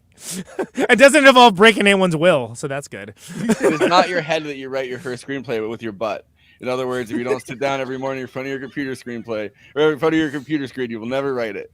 Not be afraid of the days when nothing will come out. You will remain before your blank page. This is the moment to let those from below work on your unconscious, as Stephen King calls it. They will soon return to your conscious with golden ideas. See, this is largely like really good advice. For a second, I thought he was saying like write it on your toilet. You know, write it on toilet paper. Well, like yo, the gold, like the comes from her subconscious. He's like, she should fuck some tentacles. I wanted to some touch notes on from that, below. though. Yes, please, Renee. Please, for the love of fuck, jump in. Thank you. I just wanted to touch on the concept of the misogyny throughout the film, and one of the things I think that like as we've said, like a lot of people have found this film quite misogynistic. I don't really, which is rare. I don't really see it that way. But for me, it's like Anna's character, is very much about breaking the patriarchy and breaking and disrupting the status quo and rejecting the notions of misogyny, that often dominate horror films. So throughout this, the whole film, it's her rejection of being taking the proper place of the wife, of the mother, taking away her commitment, like she's abandoning her life. There's this enthusiastic engagement in her own desires, and she very much is, the powerful characters breaking down the male and brings Mark essentially to his knees, and to the point where he says, "Do you want me to, bark like a dog?" Is that what he says? Yeah. Bark like a dog. And I think that, I like he says if I got in front of you and like yelped like a dog or something, would you step over me? And she goes, yes, and walks across the room. Yeah, exactly. And there's a stream of misogyny throughout the the characters and through Mark and those kind of things. But I think through Anna's character there is definitely a very clear and deliberate rejection of that notion. So I feel like, whilst a lot of people might say that Andrzej is misogynistic, I think that that's not entirely true. I think that he's taking on both sides of it in this film. So much power is given to Isabel. She has like the most agency of like anybody. Yeah, really. Exactly. If you stop and think about it, yeah. She's controlling everything, and she's commanding the space. She's commanding the voice. She's everything, in this film. So yeah, that's where I guess I don't agree with more common, Whereas Sam Neill being down bad is practically a genre movie. Yeah. Well, I think that it's very possible to take somebody's feelings about a relationship they're grappling with and their own relationship with a specific woman, and then project misogyny onto how they feel about all women, which isn't necessarily and that's the thing you got to remember. This is a movie about a relationship, a breakdown of a relationship. And it's about, a toxicity and an unnerving attraction and possession of these people. And it's very personal. there is going to be shit slung. Like it's no more Adam Sandler, okay? Yeah, it's not going to be kind. You know what I mean? It's not going to be kind, and there are going to be moments that are very, you know, on border, violent, edge, you know, all of those kind of things. And even like with she's betrayed, she's feeling trapped. I agree and disagree with that comment. I feel like for her it's not so much about being trapped, it's about she's lost something in that time that he's been gone, which we don't really get a sense of how long he's been gone, but he's been gone a long time, right? And it's vision boarding, right? It's almost vision boarding, like who she wants him to be is the tentacle one. Basically. Correct. Yes. Yeah. There's this she's been, you know, they've been apart, and whilst they've been apart, she's been doing all of this other stuff and manifesting and, you know, seeing this Heinrich character and grappling. But even though she's having an affair with this Heinrich, at the end of the day, regardless, what she still wants, whether it's got a tentacle or not, is she still wants Mark. Yeah. She just wants a different version. Just more idealized. This shot is peak. Hey, we saw you from across the bar and really like your vibe. Yeah. And what's up? I mean, it's almost like we kind of want a threesome, maybe. Yeah. And but it's with Mark, right? Like they want a threesome with. It's like, have you ever thought about having sex with yourself? Well, you know, yeah. And the thing as well, I think with this scene as well, when like the whole part with the monster and, you know, the toxic marriage taking a physical form, and then the idealized Mark. Like one of the things that I think is really, I guess, important is that, like, throughout this entire film, not just this scene, but there's so many hints to it, and it's that, you know, everybody from the outside is completely disgusted by both of them, right? Right. Yeah. Including like the detectives that have to. They're all. Everybody is completely disgusted, whilst the couple themselves, you know, they've almost normalized it, and they're even physically attracted to it. Right.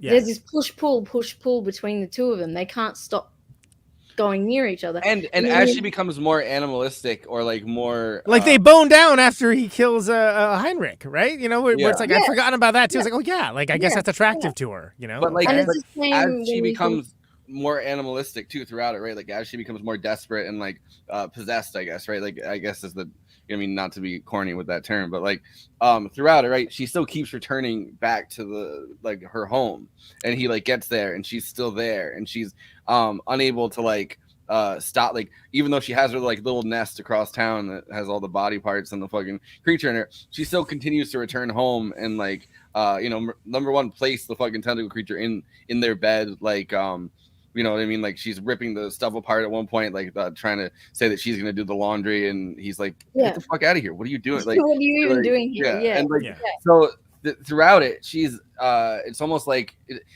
when you like in a movie or something where there's like a giant kind of bear character that like you can tell there's like it has a home cave or something like that, and then like you finally get into their like fucking mess. But like cocaine bear. But like it's kind of, there's something very animalistic about the way that she's trapped, right? Like the way her migratory patterns kind of work.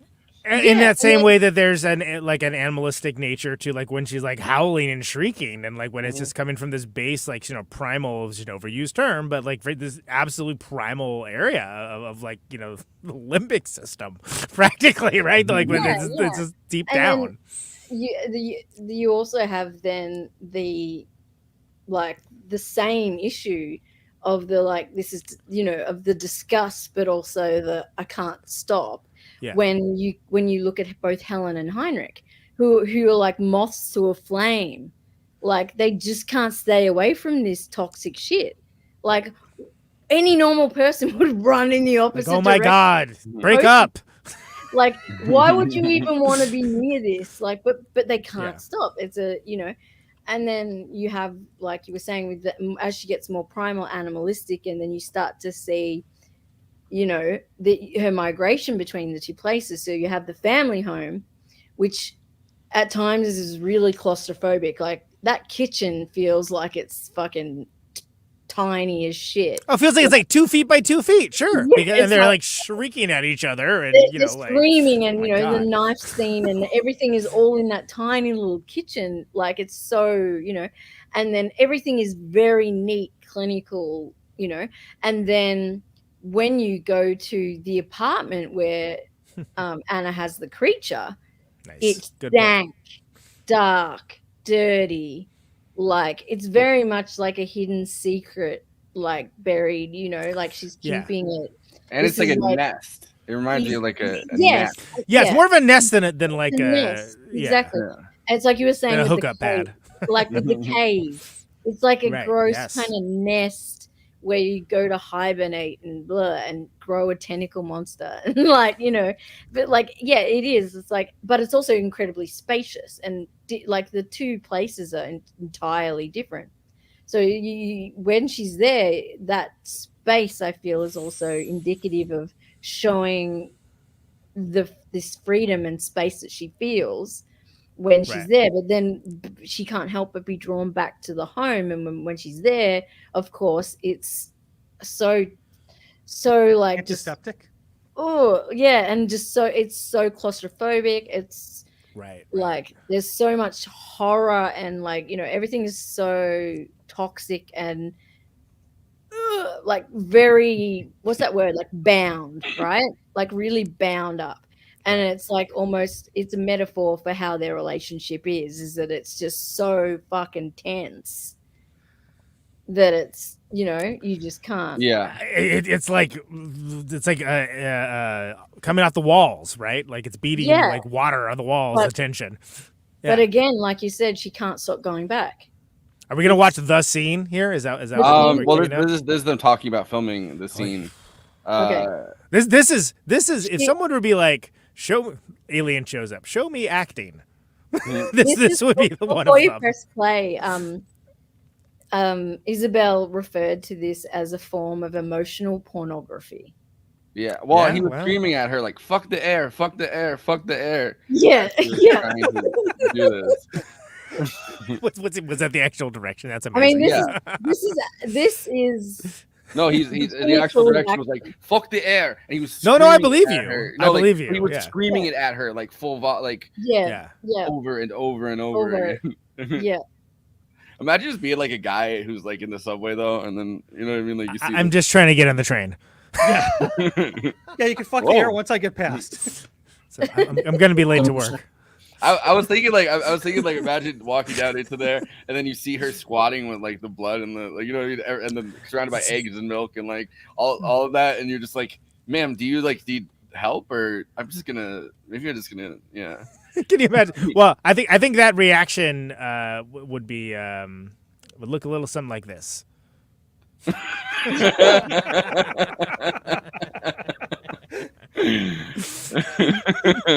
Thank you. Victoria's scene in possession is the one in which Isabella Johnny miscarries something in the U-Bahn.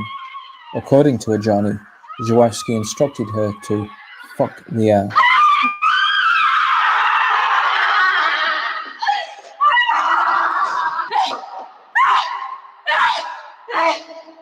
And it was one time, I think, in my lifetime, I said almost nothing. Because usually you explain, you talk. How can you explain something which you cannot explain yourself? Impossible. Dishonest. So, and how can you explain that out of the outrage of life, out of the difficulty of living, out of the frustrations of living, instead of blah, blah, blahing about it, which she does in the film. There's a short film made by her lover, Heinrich, and she talks about it. Something in the subway. So she evacuates this evil, this like you can evacuate, I'm sorry, shit or menstruation blood or whatever. She evacuates something she doesn't even know she has in herself.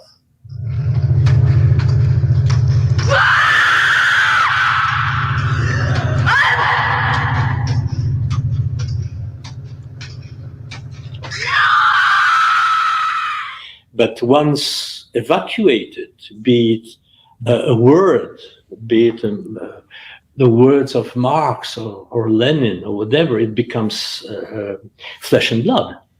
And it starts its own independent life, and it kills, usually, not Marx, but it killed the guys of the French Revolution, of the Russian Revolution, the people who transformed blah, blah into things, into physical reality. I dare you to give a coherent explanation of the thing. But I dare you too, I dare myself, to give a coherent explanation of evil.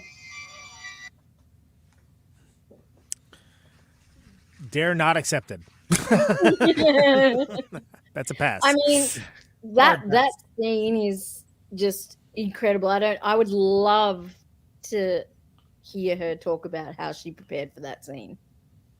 Like, yeah. And you know how that came, how like that's one of the all-time. That's like, I mean, as far as I'm concerned, that's up there with Gina Rowlands, and like that's one of the best performances that.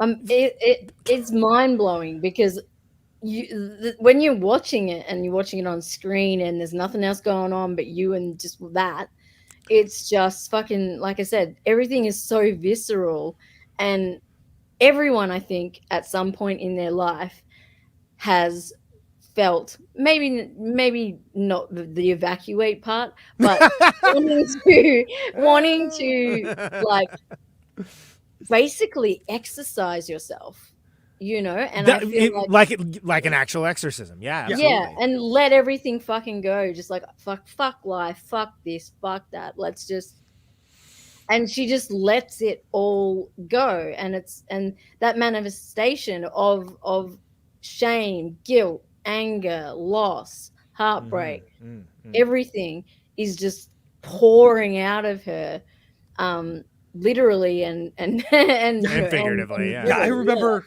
when I was watching it, I was hungry, and so I was eating something, and like as that scene, like as everything starts coming out of her body, I'm just like, I don't think I'm hungry anymore. I'm good. Yeah, not hungry anymore. But I just remember I actually had food up to my mouth, and I'm like, no. But that's one of the things I loved about this film too, is that it starts off as like, this kind of looks ordinary, and then, you know, you're kind of being led down the path of Mark's the fucked up one here, who's like, leave her alone, dude. Like, why are you always yelling? She's just not that into you, man. Yeah. and then you realize that, you know, this is the true kind of reality of what a relationship is. But what a toxic relationship is that it's not one person, it's both. Right. And she's equally, if not more evil at most of the time. And, you know, you feel that it's uncomfortable to watch because, you know, people inherently want to find a hero and a villain. And unfortunately, there isn't either of those. Everyone's kind of, I mean, I guess, like, you know, like both the kid is pretty innocent, you know, and all. Yeah, but they named him Bob. That's pretty evil. But he's named Bob. Who names their kid Bob? By the way, this is the source of many of the Letterboxd reviews. Is the Bob mystification why you would call your kid Bob? I think you just wanted to hear Sam Neill say Bob.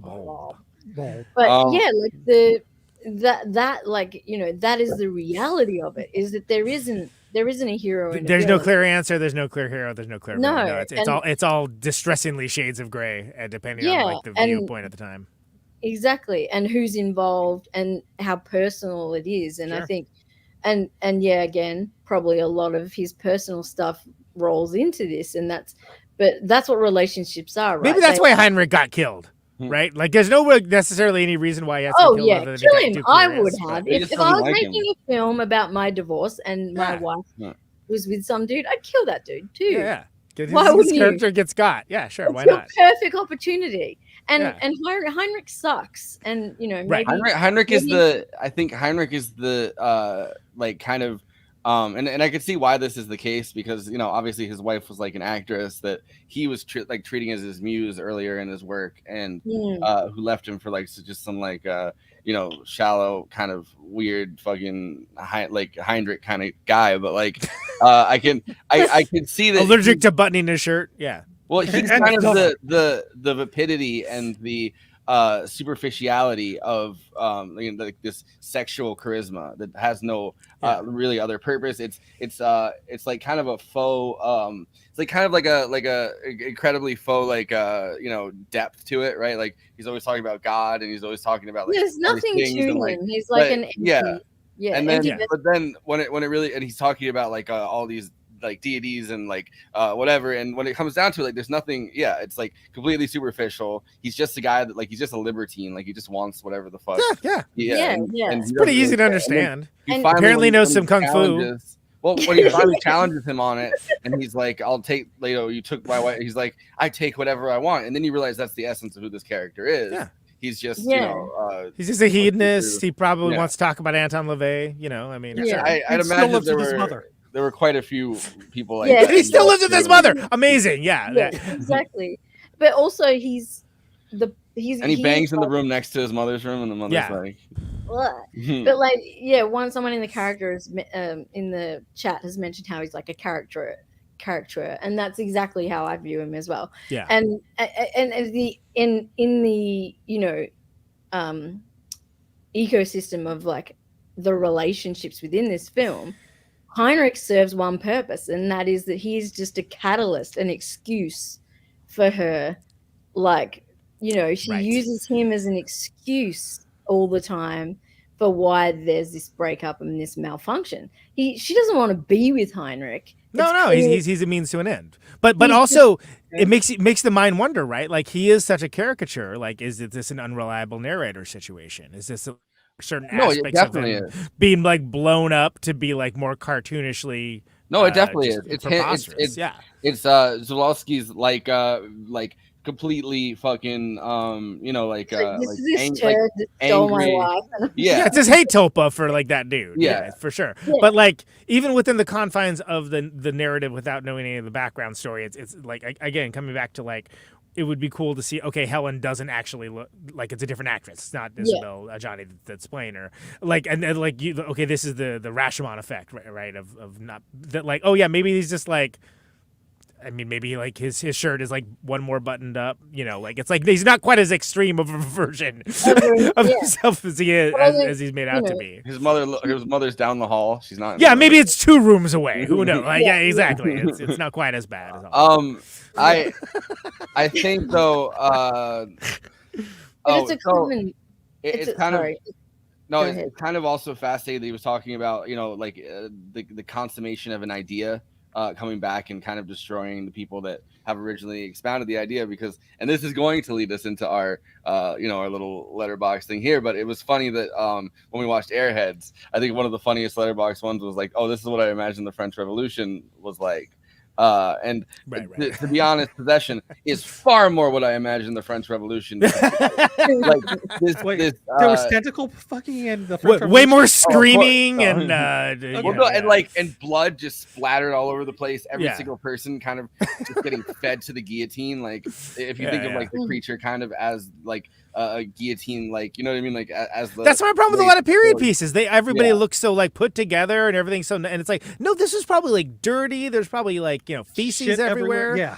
Well, oh yeah. I've been wearing that outfit for 2 weeks straight, if not a month. Yeah, exactly. You're not going to look composed. You don't want to see what their underwear looks like, man. Like Ridley Scott's upcoming Napoleon movie that is anywhere from 2.5 hours to 4.5 hours, apparently. I'm so fucking fascinated to see what he does with the story of like Napoleon, and whether it's not going to be a period piece the way that we've come to understand them. I don't think it's going to be bloody. It's going to be muddy. It's going to be, I mean, like this, like the subway scene. But like the amount of blood in this movie, right, is so comically displaced. Like, it splashes all over the place. People are covered in blood. Like, at some point, it almost loses. It loses the poignancy of like, oh, this is fucking gross. And then at some point, you're just like normalized to it. You're just like, well, yeah, it's covered in. And that's another reason why I wonder if Sam Raimi was a fan. Yeah. Because think about like Evil Dead, right? And think about, and especially Evil Dead 2. The blood to me is also like a metaphor thing as well. I feel like the blood is like the bloodletting and everything that's disgusting about who they are and their relationship. And they're kind of basking in it. Like even when Mark walks in and, you know, the creature, he's not necessarily horrified, but interested and no, he cuts away from him, and you can see, like hands where I can see them, Mark. Let me see those hands. You see one of the tentacles going like this, like, you know. Like, you know, with the tentacles, for example, like, you know, I know the tentacles get all the glory, but I think that really what is happening. What I'm always saying. I'm always saying that's not all they get. is, you know, basically that, like, it starts off, you know, you see this creature as it's manifesting, right? And it's this bloody kind of nodule that continues to grow. And then as these, you know, you have these tentacles, but eventually what happens is it envelopes, right? So she's having sex with it, and it ends up enveloping her, and it almost like becoming like, it's that touch, that part of that relationship. And throughout the film, whenever you see other parts, touch and the bodies together of both Anna and Mark is incredibly poignant, and there's so many shots of their bodies together, and the way they're touching and feeling and embracing as well in between. And it gets more and more primal from the very first, you know, the first scene where they're in bed together, and it's very like non-intimate, right? Like very austere. And then exactly. as it like, and then I feel that you get to the creature part, and yes, the tentacles are the beginning, but what's actually happening is that enveloping and that embrace of that, and then, you know, and then obviously the birth then of the final, which is Mark. So, and which ties into the and he's not horrified. He's not horrified. The unreliable narrator nature of it, right? In some ways, like it ties back to him kind of throughout the whole movie being an obsessive narcissist, like and wishing he could be a narcissist to the level that I think Heinrich is, like in some ways, right? Like he's unable to he's unable to break away from her and become that kind of libertine figure. But like he still has this full obsession with himself and his own relationship, and obviously, like as a corollary to Andrzej Żuławski, like his own feelings about like grappling with this relationship, because, you know, like as someone who has gone through like an awful toxic relationship and had to break apart from it, and like the codependency of it, and like it had to grapple with it, you do get very into your own head to the point where like it's all about you, because you have to heal from that, right? Like part of the healing process is like looking inward and taking care of your own needs that presumably were not being met and it's also that, but in this there's no break, like the only way that they break apart in this is through death, like the only way that they but when he's transfixed by the creature, like one thing that, I mean, I didn't think about this. She's almost proud to show him, like well, he finally is when it's him, this is right? how much I love you. This is how much I love you, that I nurtured and created this other you, this version of you, that I like better. I wonder if he sees a portion of himself in that creature too when he's transfixed by it. I think so. Like I feel like he sees the same thing that she sees, and that's, you know, what he was and what was lost, and what the future could have been. And I think both of them realized that at that moment. And again, that comes back to that notion of everyone around them being fucking so sickened and disgusted by what they're seeing, but to them it's like they can't. It's normal. It's normalized because they are so possessed by each other. Like, and that is it. Like they are. It's every bit about obsession and possession. Like they live, breathe, think. Everything that goes on inside them is about that other person, as much as it is about their own ego. It's surrounded by that person. I think that's why that scene is so, whoa, because you'd expect the person to be like walking and be like, what the fuck? Like, what, you know, but it's not. He's almost like, there's almost like a sense of pride and like almost like complimentary that this is, you love me so much that you went to this degree to try and create a better, the idealized version keep of our love going, even if it isn't exactly me. The version that she's trying to explain throughout it and can't put into words, like when he's asking her, she invites him to see it. You know, she invites him to the he party. asked her. He's obsessed with the Heinrich part of it and like her betrayal, and he's asking like, you know, do you not love me anymore? Do you love him? All these things, and the one time she nods her head and like, you know, agrees is when she's afraid that he'll be completely horrified by what she's kind of created, but we don't know at that point, you know, that there's a creature even involved with it. The literalism of that statement, yeah. But that's also like a reflection of it, isn't it? Because the fact that she's concerned about him thinking about what she's created is again just solidifies their relationship. She also created Bob, but nobody's concerned about Bob. He's the what about Bob?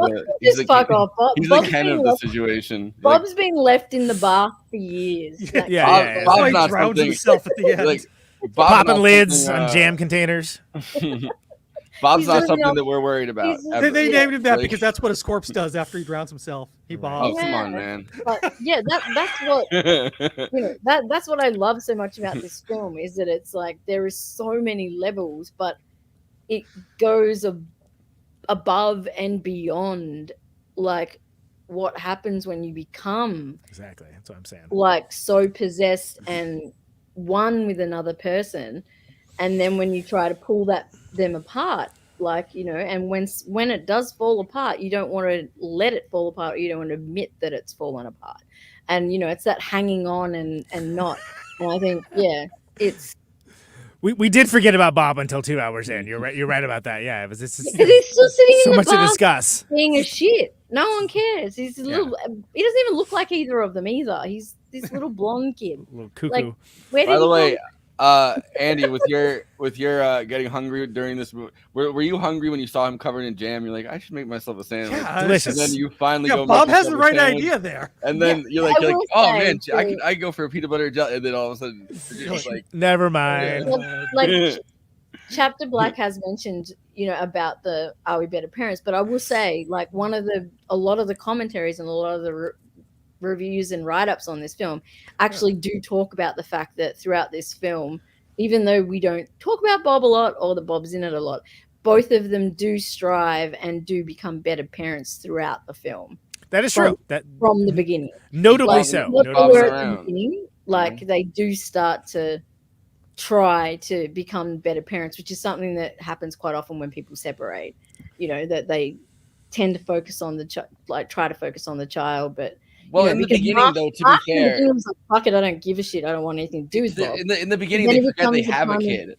Like he's like, how long have I been gone? And they're like, oh, you've been in this room. And there's for, a kid here. Right. So like any parenting, just acknowledge you have a kid. It's gonna be a step up from where you're at. Yeah, for sure. Yeah. So speaking of reviews, a lot of people have reviews and have opinions. Of course, the best place to do that is a social media site for film lovers called Letterboxd. Letterboxd people that everyone gets to talk at with and to each other about the movies they love, the movies they didn't love, the movies they're weirdly thirsty for. The movies that they're weirdly concerned about why the kid is named Bob. Who knows? It's your crossword puzzle. Everybody gets to have their say, not the Siskel's and Eberts of the world, and all this is best expressed succinctly, and usually in a jovial manner for the purposes of this bit, which is, of course, the Letterboxd one-liners for Possession. Let's roll them. Well, what can you do, am I right? 1 second you're in love and have a happy family. The next, some eldritch miscarriage is fucking your wife. It's a tale as old as time. Yeah, that happened to me once. The subway scene is me after Taco Bell. Andy, I want to find out who your version of Heinrich is, though. It's just like Ben Burgess with an open shirt.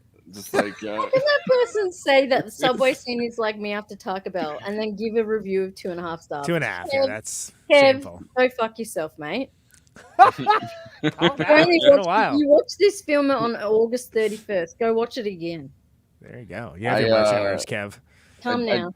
I do like the like Taco Bell fucking like just imagining instead of fucking. I love the quote, but the rating. Come on, I'm just imagining like instead of milk and eggs, it's just like a bunch of tacos and like a fucking Baja Blast or whatever, and it just gets all over the place. Yeah, I saw the Baja Blast on the subway floor. Thank you. Whole bunch of beans. Ugh. My dad did not appreciate me watching this in the living room. Sounds like a mark-ass dad, to be honest. By the way, the tag, I like it. It's 2022, 1980s, Alone, home theater, holy shit, is one of the tags. So, very good. Good tag work there. This is exactly what my crazy uncle thinks the COVID vaccine does to you. Yeah. I wonder if the I can just imagine the guy I saw on the Benghazi T-shirt yesterday. He probably thinks the same thing. Oh my God, Jesus! Well, we made it 2 hours without mentioning Benghazi. That's a record for us. It's a record for Congress too. Moving on. I actually thought you said Fugazi, and I was like, yeah. That's... Come on now. Yeah, no, I saw a dude wearing a Benghazi 2012 shirt, and I'm just like, what the fuck, dude? I have no idea how to describe this movie, and I'm not entirely sure I know what happened, and I loved every minute of it. Facts. That's real. No, it's crazy. Like I feel like there's a first time, like you watch this movie for the first time, and then you're like, all right, maybe I'll delve into this a little bit, and then you get into like some of the really deep analysis of it, and then you have watched it again, and you're like, I still don't know what happened, but it feels like this movie like boosted my IQ by a couple points. Right, I feel smarter after having analyzed it. Yeah. Oh, she's looking up at Jesus. All right. It's like brain games, right? But let's face it, Jesus on the crucifix was Pecotness Jesus. Perfect Valentine's Day movie. I want to see that. Like, imagine this is like a first date movie. Oh my God! Yeah.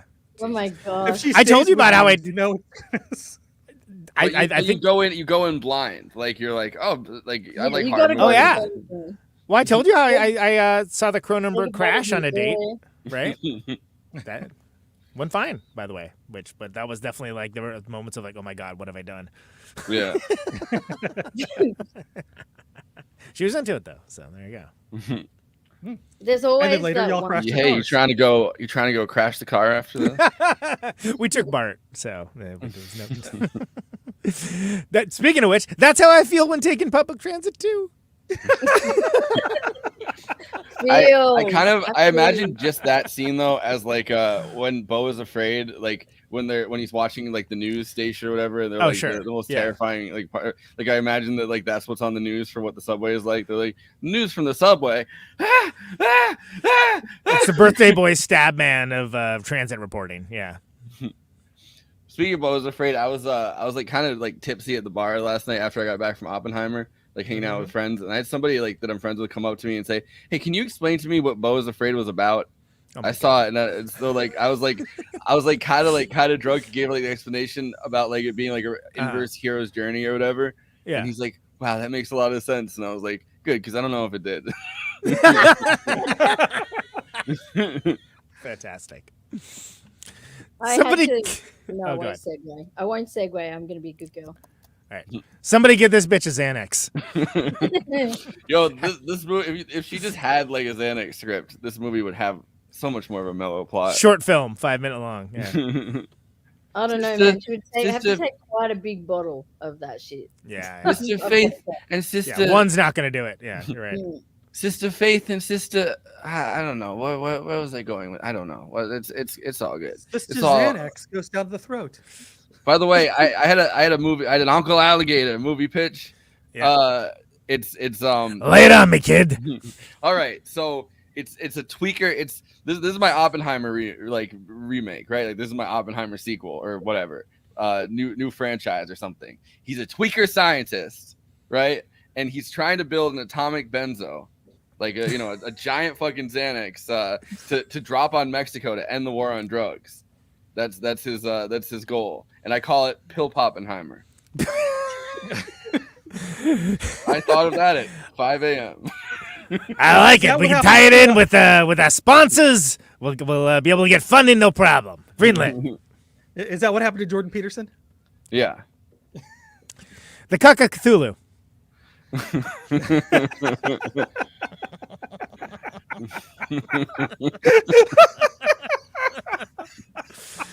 Let that one marinate. You crazy guy.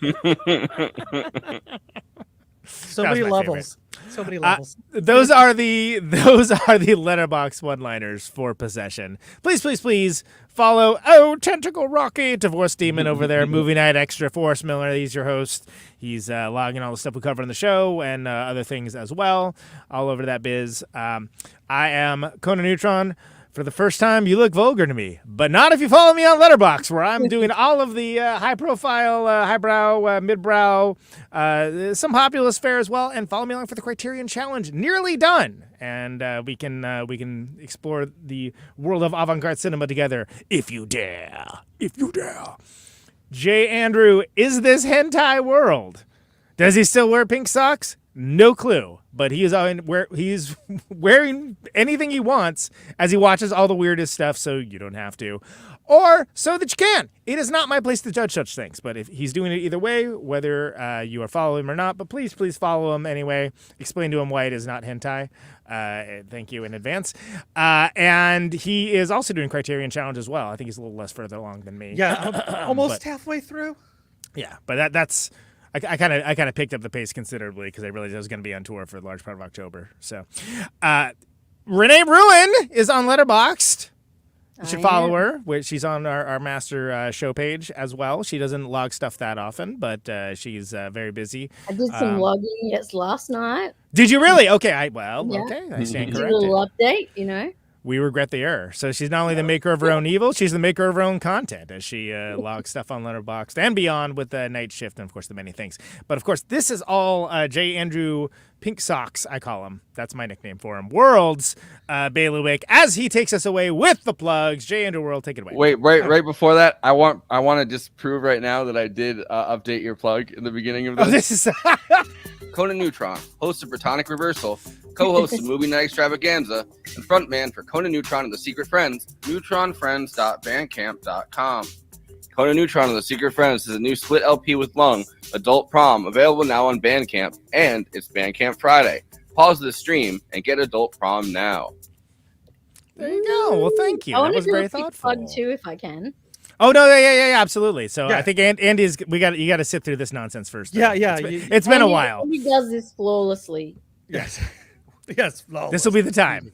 Okay, all right. I'm ready. So you're watching us on YouTube, so please do those YouTube things, like, comment, subscribe, hit that bell, and of course, watch the video to the end. That allows you to see, to hear a great Conan Neutron song. You get to see a great video edited by Forrest, and that actually helps us find other movie fans on YouTube. That helps us in the algorithm. So does all the other things too. So do a combination of all of that list. Like, comment, subscribe, hit the bell, and watch the video to the end. If you're over on Twitch, please throw us a sub. If you happen to have an Amazon Prime account, you can give us a sub for free. Doesn't cost you anything, but actually really does help us with the expenses around here, because doing this ain't free. Yeah, there are expenses. Freedom isn't free, and neither is this show. Exactly. Also, all of us are broke. Thank you. Yes. Movie broke extravaganza. Exactly. But you can find us on social media. We are on Twitter, Facebook, Instagram, and Blue Sky. So you can follow us over there on any of those and maybe more if we actually use them. I know we have the accounts. We just don't really use them, which is fair. I can't even keep up anymore. I did post to Threads tonight, and I was like, oh, yeah, I've got a Threads account. Let's post to that. I posted a Spoutable. I don't even know what that is. That sounds That's dirty. okay. Yeah. I spouted off there. That's what they call it. Okay. That posted, fucking sucks. I posted one thread, and it was calling Chris D'Elia a pedophile. That's the only time I've ever posted on it. All right. But this is how he felt afterwards after he did that. Well, like, all the most problematic celebrities were just popping up on Threads really fast. They're like, "Hey, we're here," and it's like, "Go away, problematic celebrities." What's next, Andy? You can also help us out by joining our Patreon. The nice thing about our Patreon is you can go back and you can watch our surprise birthday party with Forrest last week. That's right. Landed that. We're doing an after party tonight. Are we? We never talked about it. No, I'm feeling sleepy. I'm sleepy. Yeah, because we also got one of these to do on Sunday. This is my after party right here. Yeah. Get some. You're playing with your balls? Yes, that is the implication. Thank you. Tonight, I am getting off stream and I am playing with my balls. All three of them. There are tentacles that I have to get to. Exactly. Yeah. Got an urgent appointment. That's right. It's a bear from Annihilation. It's a bear from Annihilation. Yeah. Here's my reaction to all of these comments. How dare you, sir? Yeah. I actually had in mind. Oh, wow. Oh, I'm going to be using that one. That's great. Yeah. I wish I could have used the one that just said screaming, and it was that, because... Exactly. That's how I feel every time we do this bit. I'm like, oh my god. Dude, it really is like $25 worth of groceries with inflation though. It was the 80s though, so it was probably a lot less. I know, probably like 17 cents. I'm watching in 2023. Yeah. So you just threw them a wooden nickel and they would hand you groceries. Yes. But Conan, you had a great show last night with some gorillas. Wait, what was it? Nope. I definitely did not have a show with some gorillas. With the gorillas? With the gorillas. Yeah. That would be a big show. No, wait, what was it? All right, it's Sleepy Time Gorilla Museum. Yes, for those that, if you know, legendary avant-garde, dark metal, noise rock, like funk band, like Dearly Missed and Back. And yeah, huge live reception to that show, biggest live show in a long time. And podcast, of course, up Monday because it's still patron only, $1 a month until then. But yeah, it was a great show. And if you're remotely interested, if you're interested in gorillas, find another show. But if you're interested in Sleepy Time Gorilla Museum, then yeah, you can consume that one. Sleepy Time Gorilla Museum is what I would call the fucking 2024 debate between Biden and Trump when they're going head to head. Yeah, too real. Yeah, and who you got coming up next week? God, I've done so many recently. Robert Cassis of 1001 Album Complaints, which is a great show that I was on. He was also in a band called Repeat After Me, The Chop. He's also in a band called The Beverly Crushers, which is a Star Trek themed rock band, and they put out 2 records and they're great. So really excited to talk to him. He's actually been on the show before, but it was like literally the 7th episode or something. It was like a million years ago, so I forgot about that until recently. But... Are you guys excited for our summer vacation, which is just the 9 days that right the week and change that we're not doing a stream? Sure. I'll be like this. I'll be, of course, like this. ProtonConversal.com for the archives, and patreon.com/ProtonConversal, $1 a month for advance access, which if you want to see that Sleepy Time Gorilla Museum, there were a few of our regulars that were actually hanging out for the show last night, so always appreciate that. Thank you. Hey, is that time right? One of the members of the band too, right? Yeah, Carla was in. I don't know why she wasn't on the show. I was like, is it 2 people and 3? Like, what's the difference? Go. Yeah. She was dropping all kinds of bon mots in there. It was awesome. Yeah, no, she was great. It was actually great to be part of that because I was there. You were, yes, I was. I agree. And of course, we said it before. We'll say it again. Pause right now if you haven't done it yet. Go to Bandcamp because it's Bandcamp Friday. Buy this Adult Prom and get some really dope music. I mean, that is a great album, or at least the 2 tracks I've heard of it because I did not have a chance today to listen to the rest of it. You did the art for Cry Bullies, that one? Yeah, okay, so there's 3 tracks. Yeah, 3 of them. All right, those 3 are okay. The rest of them might be sus. It's a split LMNOP with But I will say the 3 tracks I've heard of were all great. So the rest of it's bound to be just as good. We got some premieres. The rest of them come because that's what we do. It's like, it's premiering on .com. Great. If it was up to me, I'd be like, here's everything, go. But it's not up to me, so we're gonna just prolong the magic, I guess. That sounds but like you can fun. buy it now. You can buy it, so it's not. Trust me. Today is the best day to do it because this way Bandcamp doesn't get any of the money and Conan gets all of the money. That's right, and I need it. Thank you. Buy my shit. Please, and thank you. But yeah, neutronfriends.bandcamp.com. And we got a tour in October. If you're the west coast of the U.S., you're stoked. Otherwise, you're not. But that's coming up. Well, we'll get to the rest of the country eventually. Yeah, exactly. Just maybe not with Lung. We were in New York. Maybe with they actually tour way more than we do. We're the ones holding that train back. They tour like Black Flag. Yeah, except for less traumatic. I think they're doing a show like right now with Chris, who was on a few weeks ago. With Maple Stave. I think they're playing Maple. Yeah, so they're playing with Thelma and the Sleaze on this run. They just did a run with Screaming Females, and then it's us. They're meeting up with us after that. But Lung is fantastic. They're amazing. Yeah, I was really stoked on those strings whenever I heard that track off the. They really. Their records are amazing. As a live act, it's amazing that two people can make that much of a ruckus, and I mean that as a compliment. Like Kate's a force to be reckoned with, so is Daisy. Yeah, they're great. Love them. Well, that sounds great. Yeah, and I mean Kristina's not here, but I will say if you miss her, go find. She's her on the logo. She sure is. She celebrated being on the logo by not being on the show. But yeah, well, she's in our corner and our hearts. She is in our corner, literally and figuratively. Create me as a little bumper sticker.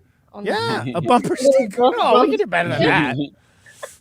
Bumper sticker on the car, like as a, it has a night shift. Oh, that'd be a trip. Like we have different logos for like every iteration of this show. Oh my god, that'd be exhausting. I'm exhausted just saying it aloud. I can't imagine drawing it. But I was gonna say, by the way, Kristina's saving up her horny thirst energy for talking about Cillian Murphy. She's like, I can't talk about this tentacle fucking movie. I have a because you would get nothing out of me, but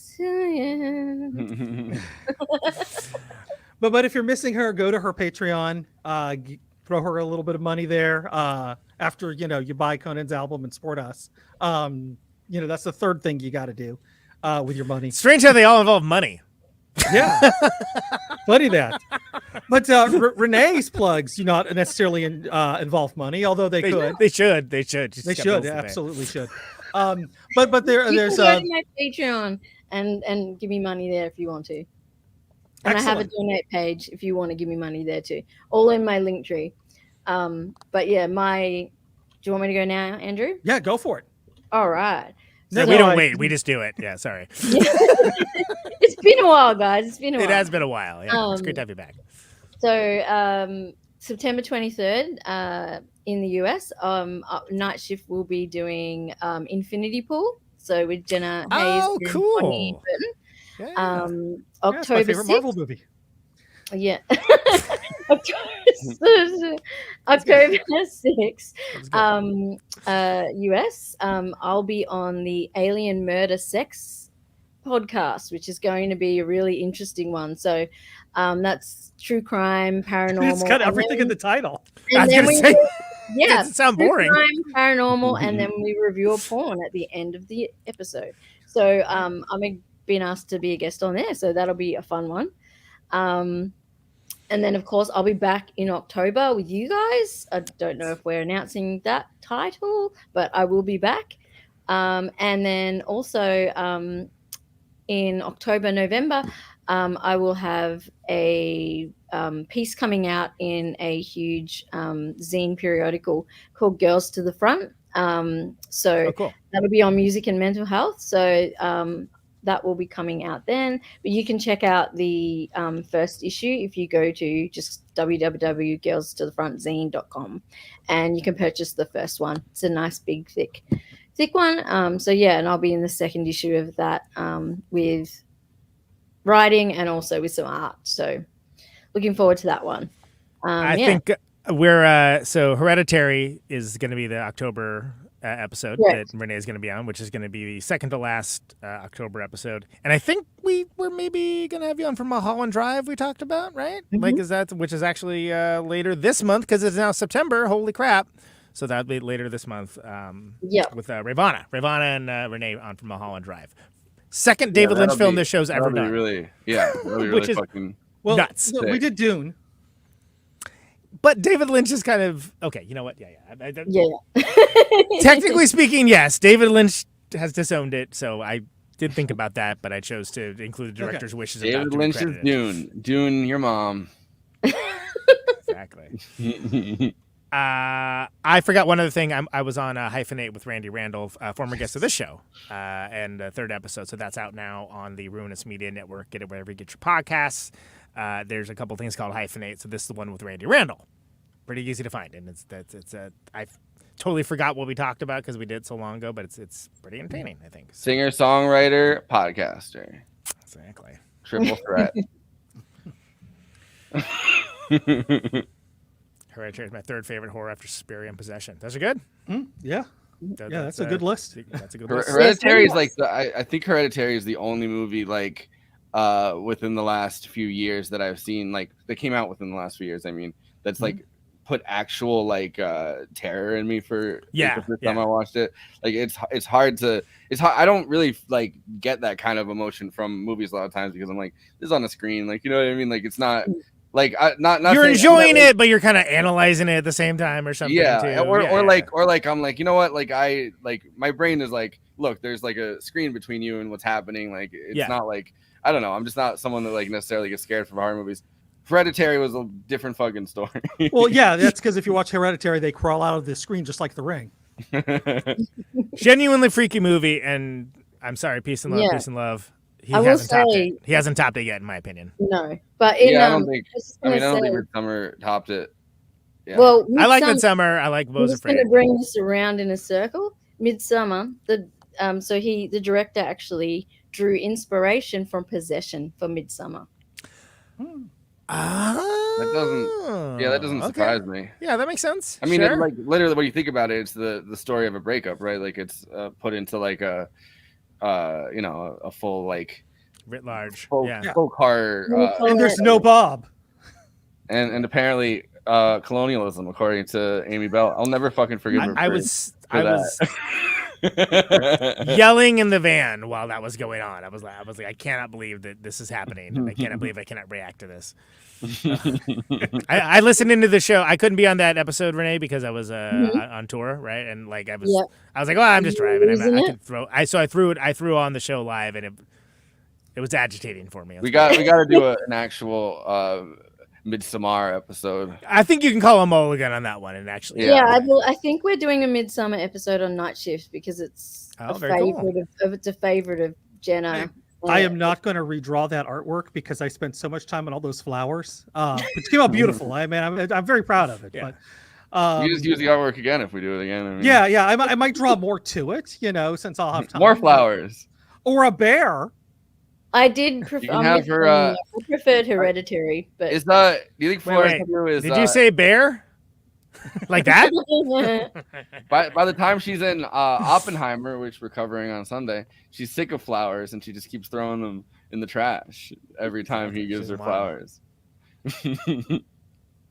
She's like, I don't want any more fucking flowers, dude. I already it just reminds me of Sweden and my boyfriend, and that I get set on fire. Connected people. Well, yeah. And just to bring it back to plugs for one last thing. Oh my God, are we still in the plugs? Okay. Yeah, just one last thing. Okay. Tuesday, we're not having an episode because it is my 20th wedding anniversary. That's right. Happy anniversary. 20th. That's why. Correct. So we are Oppenheimer's the next episode, but we're doing it on a Sunday, uncharacteristic. I wish you were a possession-free your life marriage. I was gonna say Eddie puts up his links to send him money so he can afford to do something nice for his wife, because he runs around, he does a lot of this stuff for free. A lot of you might not know that about Andy. He's very giving. Of course, that also and his wife means is amazing, and she really likes that yummy red licorice, doesn't she? That also means the black licorice. The black, the black, yeah, that's right. he holds the right to do things like draw samurais on posters where they don't, they all of a sudden for no reason because he wanted to draw a samurai. But I think that it all evens out in the end. And he gets paid an artistic license. Yeah, you need. He actually did. Well, no, you know what? Let's just final thoughts, right? What we're doing? Let's go. Come on. Renee, let's go while I'm young. Too late. We've talked this movie into the into the ether, I think. But I'm sure you got some final thoughts. Look, I'm not going to take up too much time on this. Like, it's a 5 out of 5 film for me. It's, like I said, it's a visceral experience. This is true filmmaking and true acting. Nothing compares to this experience. And I think nothing, there's very few films that are out now that could even compare to the same experience. So this film will always remain one of the most craziest, fucked up pieces of art that I've ever seen. And it holds up really well regardless of time. So that's all I'll say. If you haven't seen it, you must see it. And if you've seen it and you didn't get it, watch it again. Yeah, don't worry, we didn't spoil it for you. Yeah, there's no way it's to spoil this film for Whatever you think it's gonna be so much crazier. Yeah, exactly. Than that. But Andy.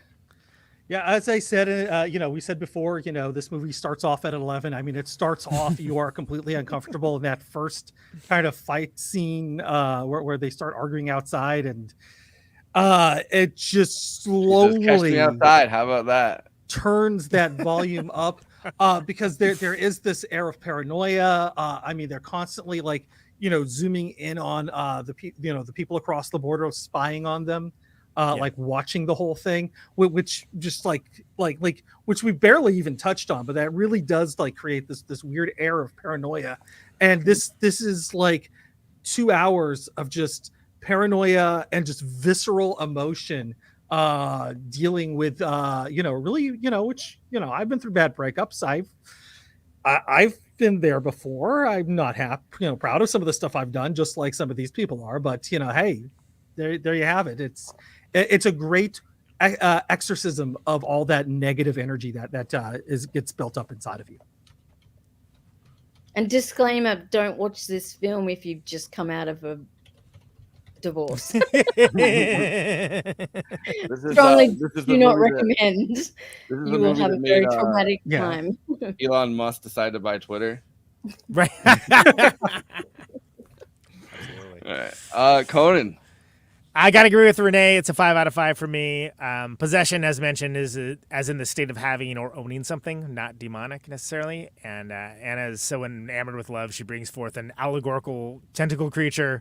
Mark's so obsessed with the idea of Anna that he projects Helen as looking like her, both green eyes, color of jealousy. All this in the divided city of Berlin.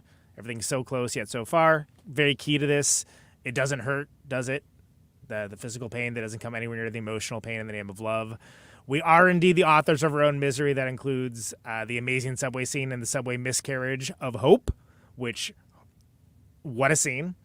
Mm-hmm. I think this is perhaps the most profound, surreal, artistically vivid, and intense explanation ever committed to screen of loveless marriage and divorce. Longing for meaning and some idea of each other doesn't match reality. It's all delivered through the lens of insane cinema that is insane. And I couldn't be happier to have talked about it. I think it's a great discussion. All right. So we'll be back on Sunday for Pill Poppenheimer.